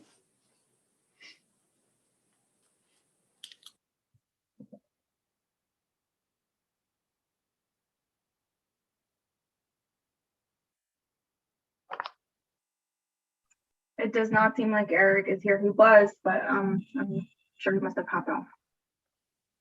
Okay. That will bring us to our next speaker, Carmen Romeo, President and CEO of Fascia Chocolates. Carmen, welcome to you, sir. Good afternoon, Senator. Thank you for you and the committee. I'm here to speak on the proposed Bill 113. My name is Carmen Romeo, and I represent Fascia's Chocolates, founded by my mother and father-in-law here in Waterbury in 1964, where our third generation is now helping handcraft our chocolates. I'm also the treasurer of the Western Connecticut Tourism District, which, as you all know, operates in conjunction with the Office of Tourism. I'd like to thank the entire Waterbury delegation for introducing this bill, authorizing bonding for the installation of a handicap accessible platform at the Waterbury station of the Naugatuck Railroad. Naugatuck Railroad operates 19 miles of track from the northern end of Waterbury to the center of Torrington out of their Thomaston station. The Railroad Museum of New England is the nonprofit entity that oversees the entire operation, which has been a tourist attraction for decades. I'll also point out that the Naugatuck Railroad actually technically leases its track from the state of Connecticut.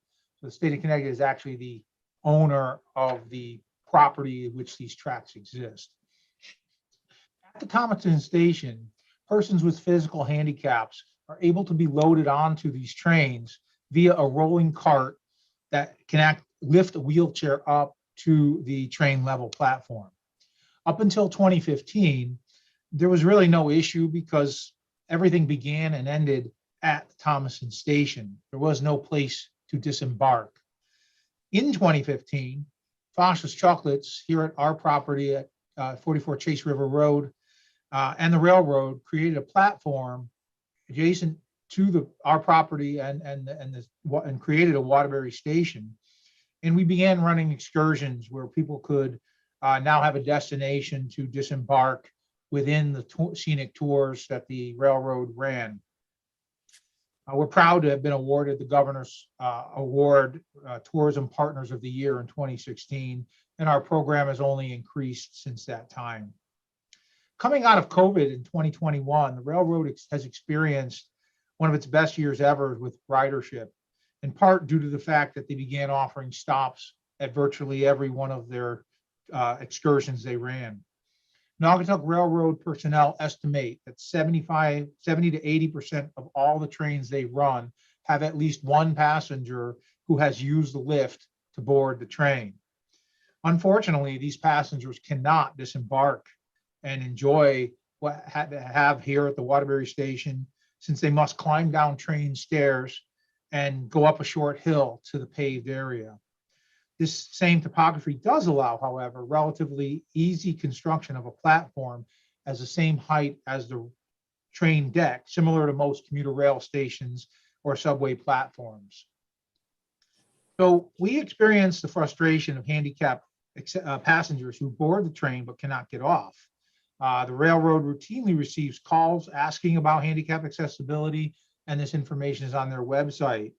We don't know how many people do not book excursions on the railroad due to the inability to get off the train at the destination. So from a tourism perspective, adding and promoting this capability can be a major draw to a very unique experience. We have delved into trying to figure out how much this would actually cost, but it's a relatively costly thing. It's several $1,000s to even get an architect to look at it and cost it. We have just this past summer put almost $10,000 of improvements into this track area here at Foster's just to make it better for passengers. But this platform is a little bit beyond what we can do. And again, all of this land is technically state-owned land run by the railroad. I'm really just a right of way. But I am acting as a partner to the Railroad Museum of New England and the Naugatuck Railroad Operating Company. And I'd really like to thank the committee for its attention to this proposed bill. And I'm happy to answer any questions. Well, thanks so much for being with us today. And I would like to tell the committee members, sorry that we're all virtual today, because I know if Carmen was in person, he'd probably be passing out some wonderful chocolate treats. And please, folks, don't ever miss an opportunity to have one of the Foggia chocolates. But Carmen, thanks for being with us today. And first of all, this is the Commerce Committee. I want to recognize you as an incredible small business, which has been stood up, you say third generation family, and scaled over time. And now your work in conjunction with the Naugatuck Rail has really brought it to a new level. Those excursions have grown in popularity, aside from the promotions, just by word of mouth, and they're seasonal, and they are a real treasure to the Naugatuck Valley, if you will. Are there any questions from colleagues, members of the committee? Seeing none, I just want to ask you, you said that you had invested and made some improvements yourself in the track. How does that happen?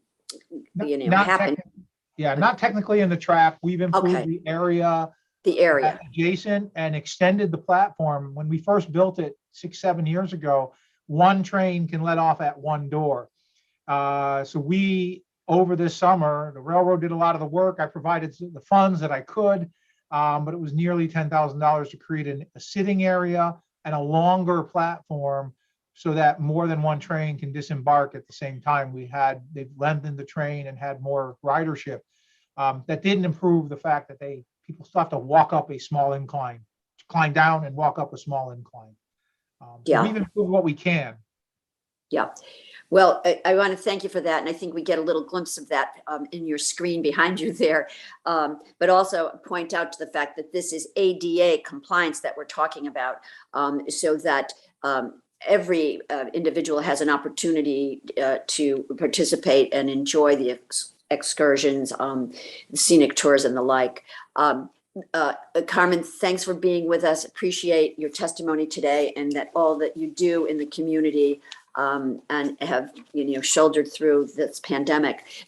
Can you comment just very briefly on how the pandemic has affected fascias? Well, yeah, when it first hit, it was Easter of 2020. So that was a very, very big holiday that took a big dive. We've been okay from a chocolate consumption standpoint and growing our business through wholesale, but the event side of our business obviously went to almost nothing for quite a long time. It's coming back. I just had a group of 24 students from Meriden, the Maloney High School. I've had senior groups coming back. The train was very, very, we did very well with the train when it started up last year. I haven't seen out-of-state bus coach tours coming back yet. Hopefully that's our next thing. And here, we've seen more with my part of the tourism. I think overall in Western Connecticut Tourism District, which I have some view of, I think everybody's seeing a resurgence. As a business, we've done well because we've had the ability to go and pivot and do things in wholesale. We're in many more locations than we were before in spite of the pandemic. But we're seeing some signs of easing now. We're still supplying all the supply chain issues you hear about from everywhere, touch the chocolate industry as well. But we're holding our own and we're very, very optimistic for the future. Thank you for asking. Thank you. And it's good to hear that in all of our projections about, when we kind of come back, to full pre-pandemic issues is, speculative, second quarter, third quarter, 22. Some people are saying first quarter, 23, but it's very heartening to, just get a glimpse of where you are as a small business entrepreneur. Thank you. Thank you, Carmen, for being with us. Thank you very be much. well. So next, we would like to invite a panel, and that is the representatives from the performing theaters. And I believe it would be Anthony McDonald, Schubert, Michael Moran from the Stanford Center for the Arts, our own Frank Tabera from the Palace, and David Fay from the Bushnell. And you are all with us, I see. You have the floor, sirs. Whoever goes first or second, whatever that is. Anthony, why don't you go first? All right. Well, hello, everyone. Thank you for having us and allowing us to have some of your time today. I am Anthony McDonald, the Executive Director here at the Schubert Theater in New Haven, Connecticut. On Mike, you're muted. Silly me. Here's Hartley and Curry. Thank you for your time. Ranking members Martin and Buckby, we appreciate your time as well. I am also Michael Moran, President and CEO of Stanford Center for the Arts and a member of the Connecticut Performing Arts Centers Coalition. And we are here today to speak in support of HB 5267. Thanks, Mike.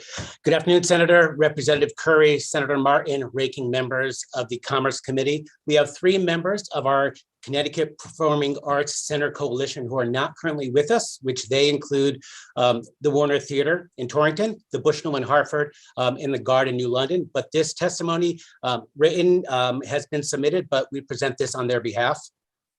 As Mike just said, as a Connecticut Performing Arts Center Coalition, we are proud to support House Bill 5267 and the DECD strategic planning regarding promotion of the arts and culture. We're also all members of the Connecticut Arts Alliance, which you heard moments ago for Brent Thompson, who also has supported this bill. It's interesting, as venues, we have often been forgotten in state tourism efforts in the global picture. But as enterprises, pre-COVID, our 6 collective organizations brought in over 750,000 people through our doors, continue to have a positive economic impact in our communities, both in the immediate and the surrounding communities we serve. And we cater to 88% of this Connecticut state residents. The tourism office would likely refer to those as staycation tourists. To date, we have never really benefited from a global tourism, being part of a global tourism campaign. So the fact that the Commerce Committee is considering this, we welcome the opportunity to be part of this and help move the needle forward on promoting the arts within and culture within our state. Connecticut's new campaign, The State I'm In, is a welcome, new, and vibrant effort to promote all the assets that the state has to offer. And for arts and cultural destinations like ours, we are presenting theaters, but also are producing theater counterparts. If we could be featured in those ads and in that promotion, it would be not only a boon to the state, but to ourselves as well. We believe really strongly that collectively we can get a lot done. We are not competitors. We are all individual assets who represent different urban centers throughout the state. And we can bring greater awareness to the wonderful culture that resides in our communities. We believe in this so much so that last fall, prior to reopening our doors, after 18 months of being closed for COVID, we collectively pooled our own resources and funds to create our own campaign called The Stage is Set. The Stage is Set was used to educate the Connecticut client base, make them feel comfortable about returning to the theater, in the fact that we realized there would be skepticism and health concerns about returning into live performances and sitting in mass with others. Even with our limited resources, with our marketing campaigns, our website, and other promotional efforts on social media, we had a huge impact. Now, just imagine if the state used its resources, its tourism machine, and tourism dollars to help support our organizations, the impact would be that much greater, and it's something we're actually looking forward to.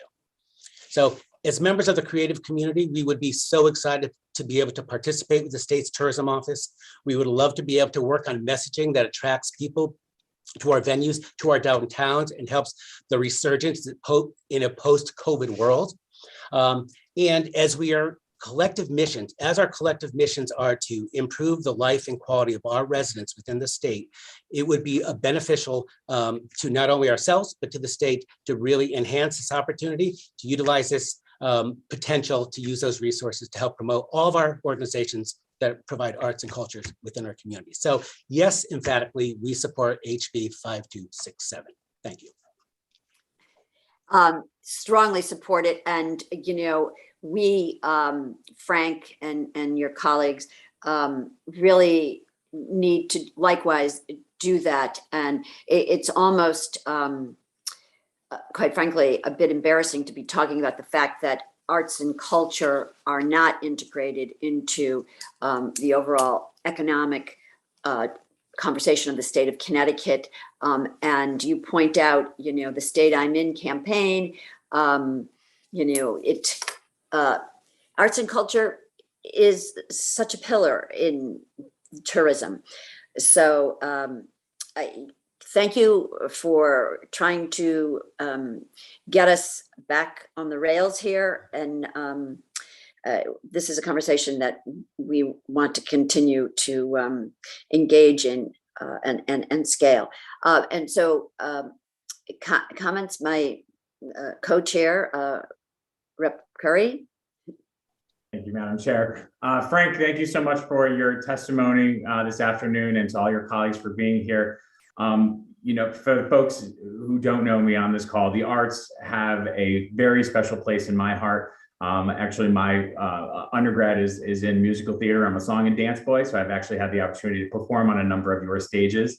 And so I appreciate all the work you do. And in addition to the arts being, you know, about economic development and vitality of our regions, it goes even deeper when we're engaging folks who haven't always had the opportunity to engage in the arts, knowing full well that those, especially at our younger ages, who are in this kind of realm, we see the increase in certain development within their cognitive abilities and their social emotional abilities. And it's so intertwined in ensuring that we have kind of a well-rounded human from birth to grave. So really appreciate all of the work that you are all doing in this regard. And hopefully it's a conversation we can continue to have about as being inclusive as possible when it comes to our strategic plan for the state of Connecticut. So thank you all very much for your testimony today. If I can make one comment, Senator and Representative. Please. When we look at where we are post-COVID, right, we're on the heels of getting past this. We have trained an audience to stay home. We've trained an audience to stay home and binge watch their programming and their entertainment at their own convenience. The reality is our 6 venues rely on people in their seats in an auditorium at a specific time with live entertainment being delivered to them moving forward. So in order to get people to feel comfortable again, we need to do our part. We understand that, but state support in helping educate, re-engage an audience, its own constituents, our state members, would be vital for us, for our success down the road, because we're going to be fighting a battle for quite some time in this post-COVID world. And just a quick follow-up, Madam Chair, and for folks who I think served in the building a few years back, you might remember we worked with the folks over at the Bushnell and welcomed the cast of Rent into the Legislative Office building, where they provided us with a fantastic rendition of Seasons of Love. So just throwing it out there to all the other folks on this call, if you feel like you want to bring a cast by when we have folks in the building, might help the cause. You got it. Thank you. Good to know. Good to know. And as always, any of us would be happy to answer any questions you guys might have after this. Thank you so much for being with us, and to my co-chair, man of many talents. Okay. Sorry to say I couldn't join you in any song. You wouldn't want me to, but let me be clearer. But to the EDs or the executives here with us today, that promotion that you put together, the stage is set. Can you just walk through the timing of it, what the investment was, what the outcome was, how did that happen? And Frank, your comments are very well taken with regard to this new world that we're in. Yes, people have gotten, I mean, we see it in every sector, performing arts, the workplace, education, and even quite frankly, the legislature. So it's this new thing we've got to wrestle with. And, you know, I think that we can, but we've got to be on top of our game here. But yeah, that initiative, the stage is set. Can you just share some of the facts with us, please? Mike, do you want to go or do you want me to take it? Yeah, no, so there were a couple of components to this. Number one was all 6 organizations pooled, I think it was 7,000 names and addresses from our constituency together. And we listed a bunch of the upcoming performances on a postcard that was sent out to 45,000 homes in the state, promoting each other, promoting the fact that it's showtime, it's time to come back, the stage is set, and this is what we're offering. In addition to that, there was a television campaign that ran for about 6 weeks through various television stations in the state. A little bit more challenging, I think, for us down in Fairfield County. I don't have a major network, but we do have Cablevision, and they've got a pretty broad breadth. So we use them down in this market. And I think that, you know, I heard from a lot of people. I had friends, neighbors, and patrons telling me that they got the postcard, they saw the TV commercials. So I think it was a great first step, but it's just the first step. We are going to need the extra help. And the overall campaign was roughly around $100,000 between the 6 entities in order to make this happen. So it wasn't necessarily, it's definitely something that obviously the state could do and do probably 10 times over to even have an even broader and larger impact of this entire state in order to support, once again, different performing arts venues in this state, which, as we are here generally representing the 6 presenting houses of performing arts centers, we also know that we have at least 6 more producing houses as well in this state. And then, of course, numerous smaller companies all around the state just providing quality entertainment to their communities that they all exist within. So it is really a big thing that if this committee can help find those resources to really help us do what we do that much better and really work with us to provide some opportunities and ways of how we can work together on this. Because I think one of the things that we discussed prior to this day was that, you know, we understand it's a little harder to promote us because we're not just a zoo, we're not just a Mystic Aquarium. we're really an event-based business. And so it's a little tougher in some ways to market us, but it's definitely not impossible. Just looking at how Broadway in New York is marketed as an entity of its own, as a place, a destination when people come to that city. In many ways, performing arts and the culture that we provide to this state is one way that definitely could be marketed to the community, to the people that live here. And at the end of the day, we provide them with that escape, so they don't have to take Metro North, which we love and appreciate, but they don't have to take Metro North to go far away and to experience the magic that we provide in our venues. They can go to 6 different places, more than likely within a 20-minute, 30-minute drive from their home, if not closer, and experience the magic and wonder that other places around us are doing 8 times a week, but we also have it right here as well.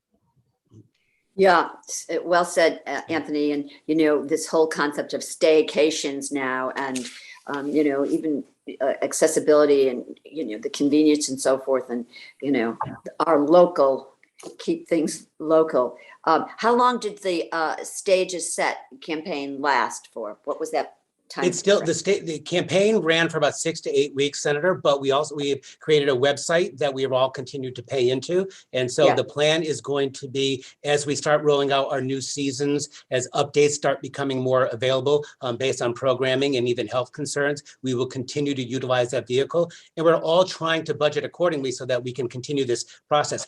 The good news that came out of COVID was that our 6 organizations, the 6 competing theaters, are collaborating theaters now, working together to make impact. And I have to tell you, it has been incredibly enlightening, not only for us as CEOs and executive directors, for our marketing teams to work together collaboratively, knowing that we share audiences and share programming, and all for the the greater good. So it's been COVID has provided one positive thing, just for the record. Yeah, there are a few silver linings, Frank. We've got to embrace them. Well, listen, thank you really for your ingenuity here, shouldering through this thing.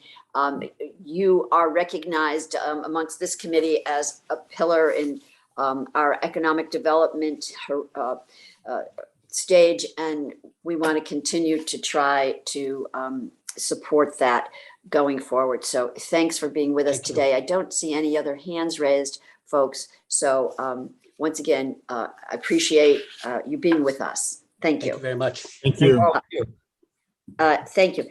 And now we are, next would be Kathy Saint from the CMC. Is Kathy with us today? Actually not here yet.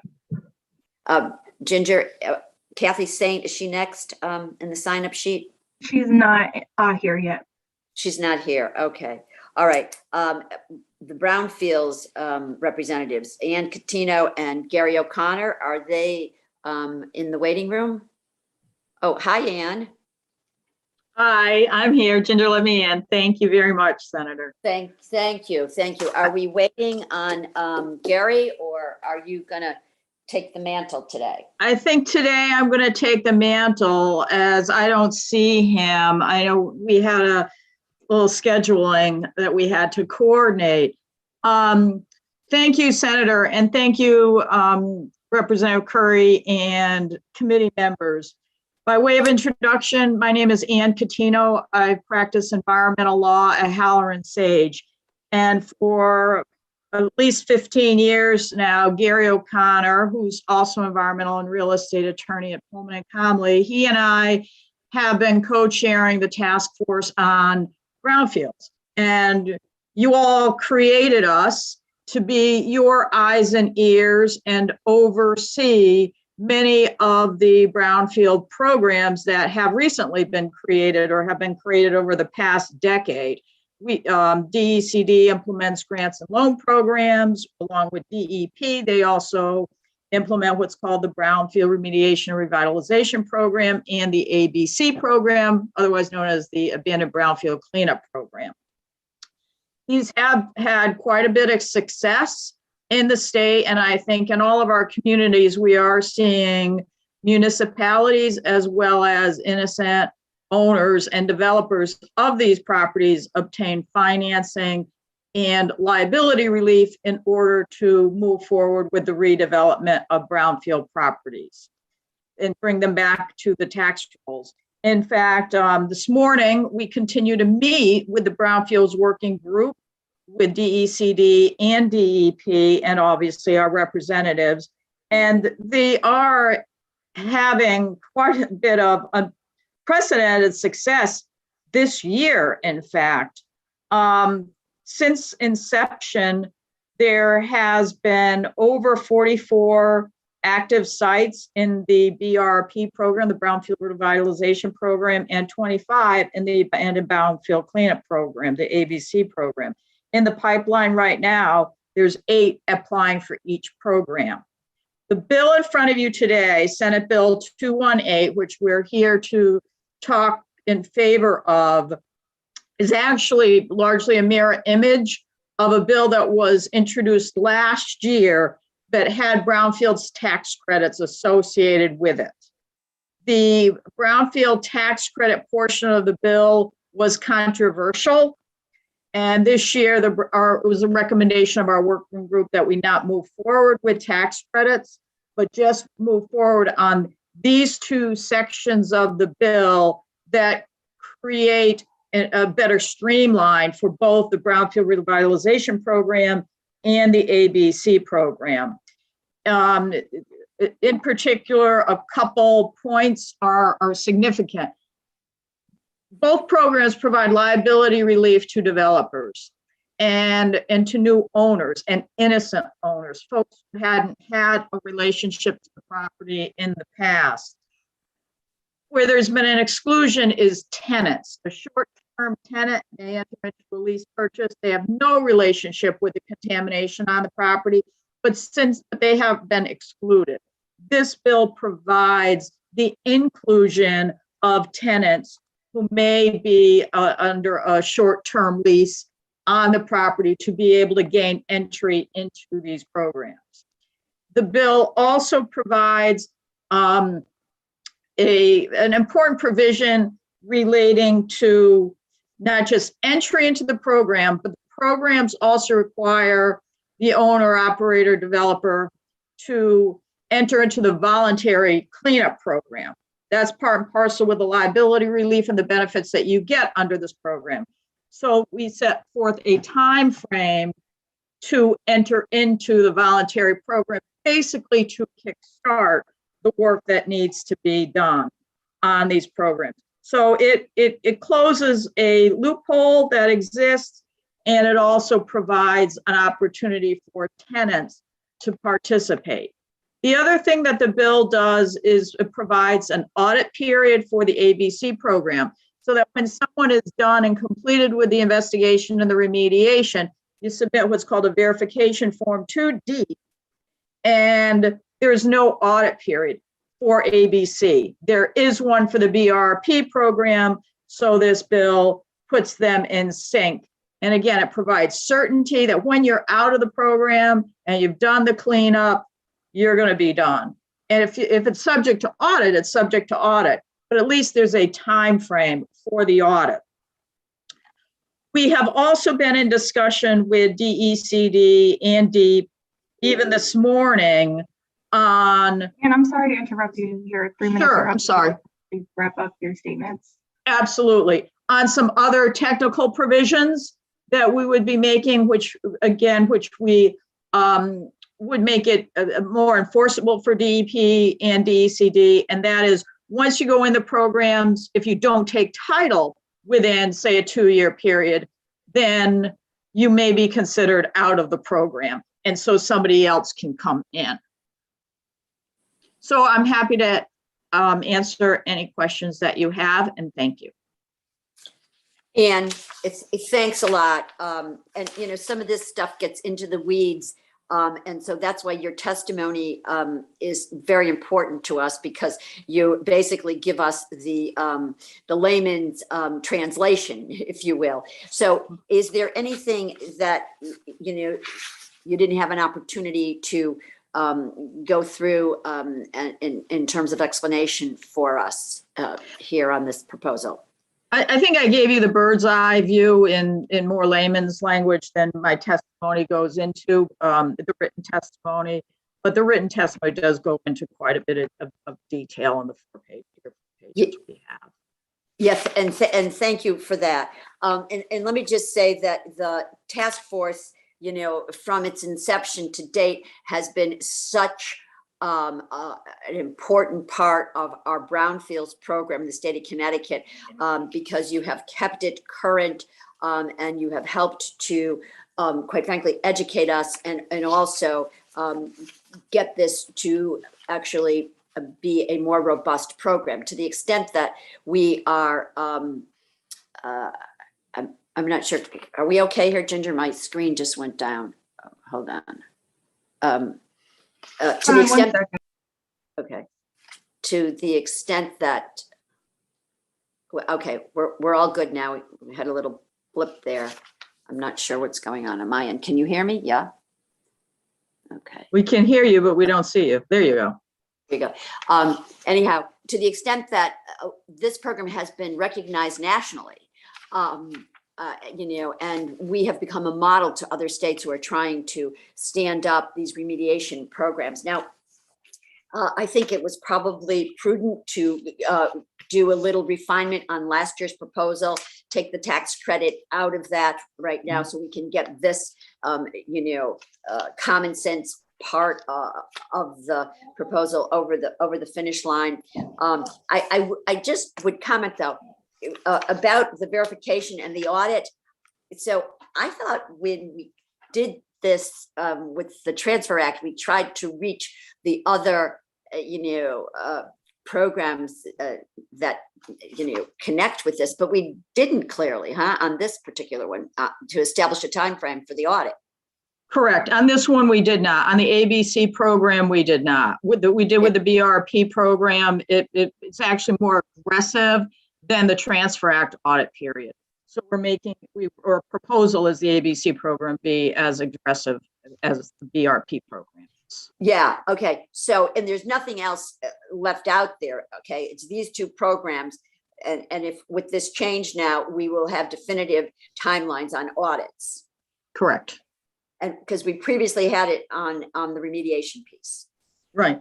Now, in the big picture, to get in the environmental world, if someone doesn't enter these programs, either Transfer Act, ABC, or BRP, and they're just, say, in a voluntary program, there is no audit period.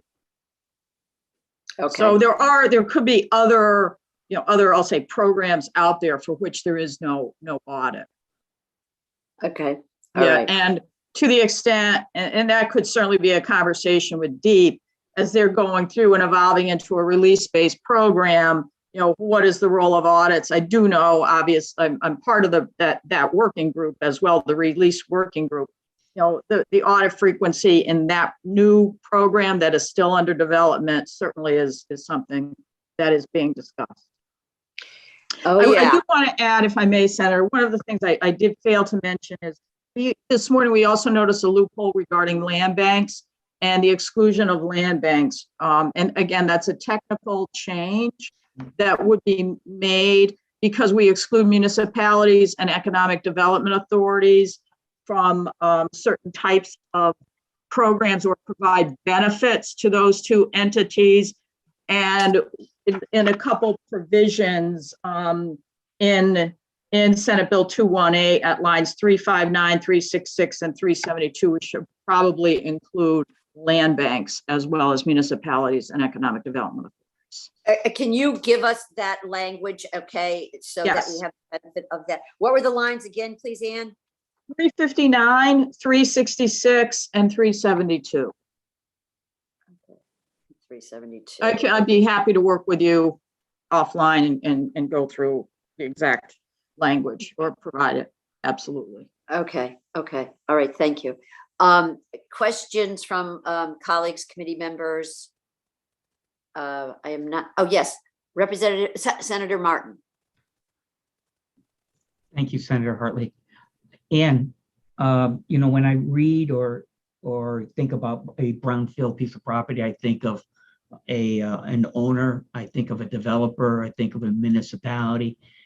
And you mentioned that this bill addresses tenants. and it would benefit tenants. Can you provide an example of how this would benefit a tenant? I just I lack that knowledge, I guess, regarding how it impacts a tenant. Sure, it would impact a tenant. If a tenant wants to acquire the property and the tenant otherwise had no responsibility for the historic contamination or condition of the property, because they have a contractual, they potentially had been a tenant for a while and may have had a contractual relationship with the owner, they would be excluded because the lease is a contractual relationship. And what we're thinking is that if a tenant is not responsible at all for the contamination, is otherwise qualifies, except that it has a contractual relationship with the owner, they would be precluded from acquiring the property. So with this change, a tenant who may want to acquire the property could enter these programs. Got But it. they have to be clean. They can't, aside from the contractual relationship, they can't have any responsibility or liability. Got it. Okay, thank you. Thank you, Madam Chair. Certainly, Because thank you. Thank you, Anne. Seeing no other questions, once again, thanks for the very fulsome testimony here. And then you'll give us that additional change with regard to Yes. the land banks. Okay. Yes. Thank you for being with us, Anne, as always. Great, thank you. I look forward to working with you again. Thank you, Yeah. everyone. Be well. Thanks You much. too. Okay, that brings us to Marlene Wilhelm. And Marlene, thank you for being patient and good to Thank see you. you this afternoon. Thank you. Nice to be here. Hello, everybody. I'm sorry if my background here is distracting. I'm not calling from Hawaii, which I wish I was, but I want to thank co-chairs Hartley and Curry and the honorable members of our Commerce Committee for taking my testimony in opposition of House Bill 5226. I am currently the president of the House Rabbit Connection Incorporated.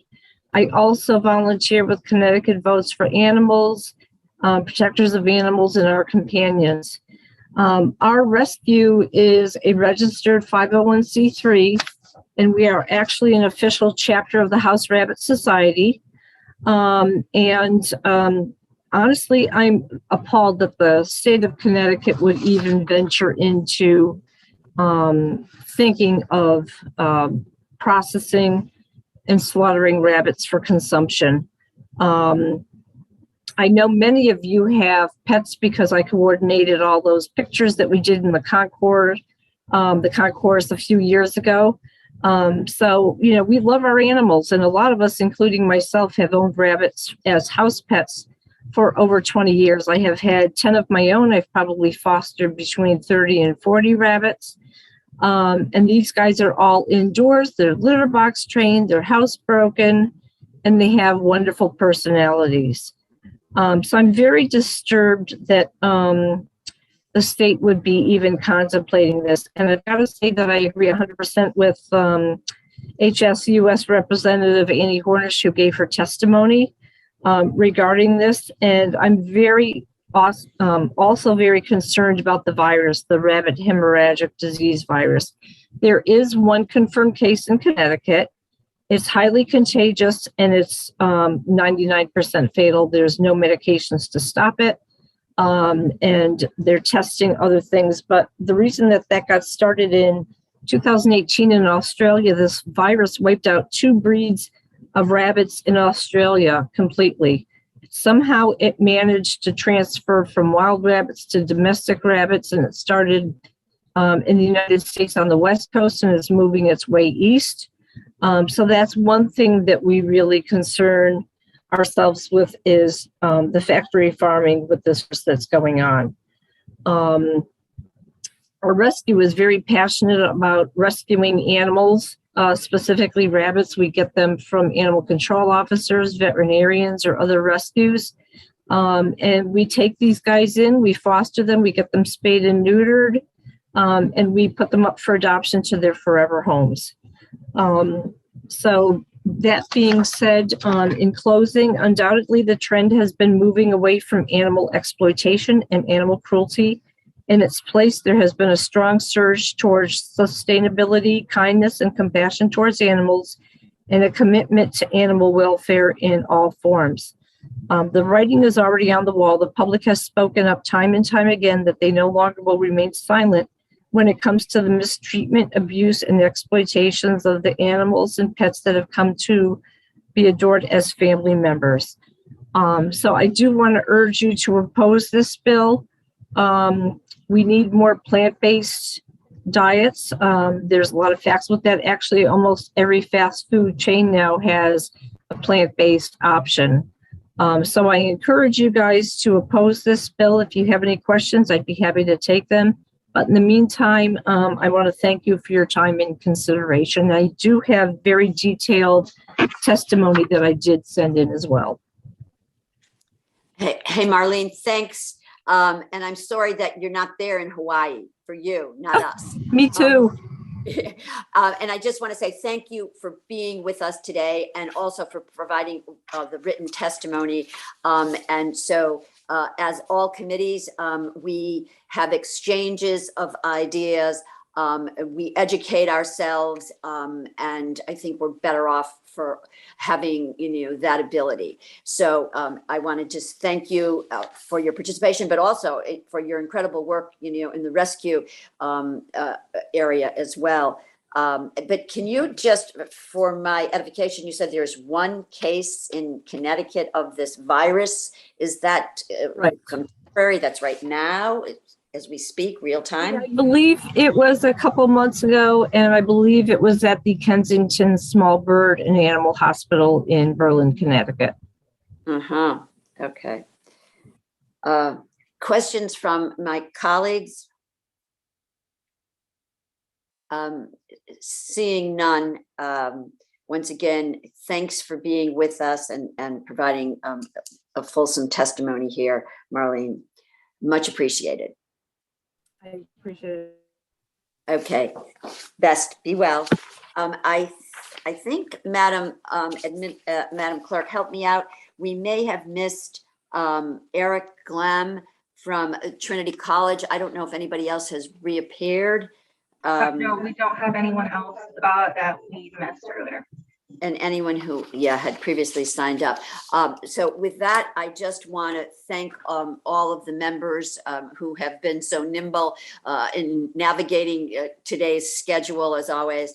And we will stay tuned because there's more to come. Thank you all. Much appreciated. Mr. Chair, comments? Have an easy afternoon, everyone. Senator Martin?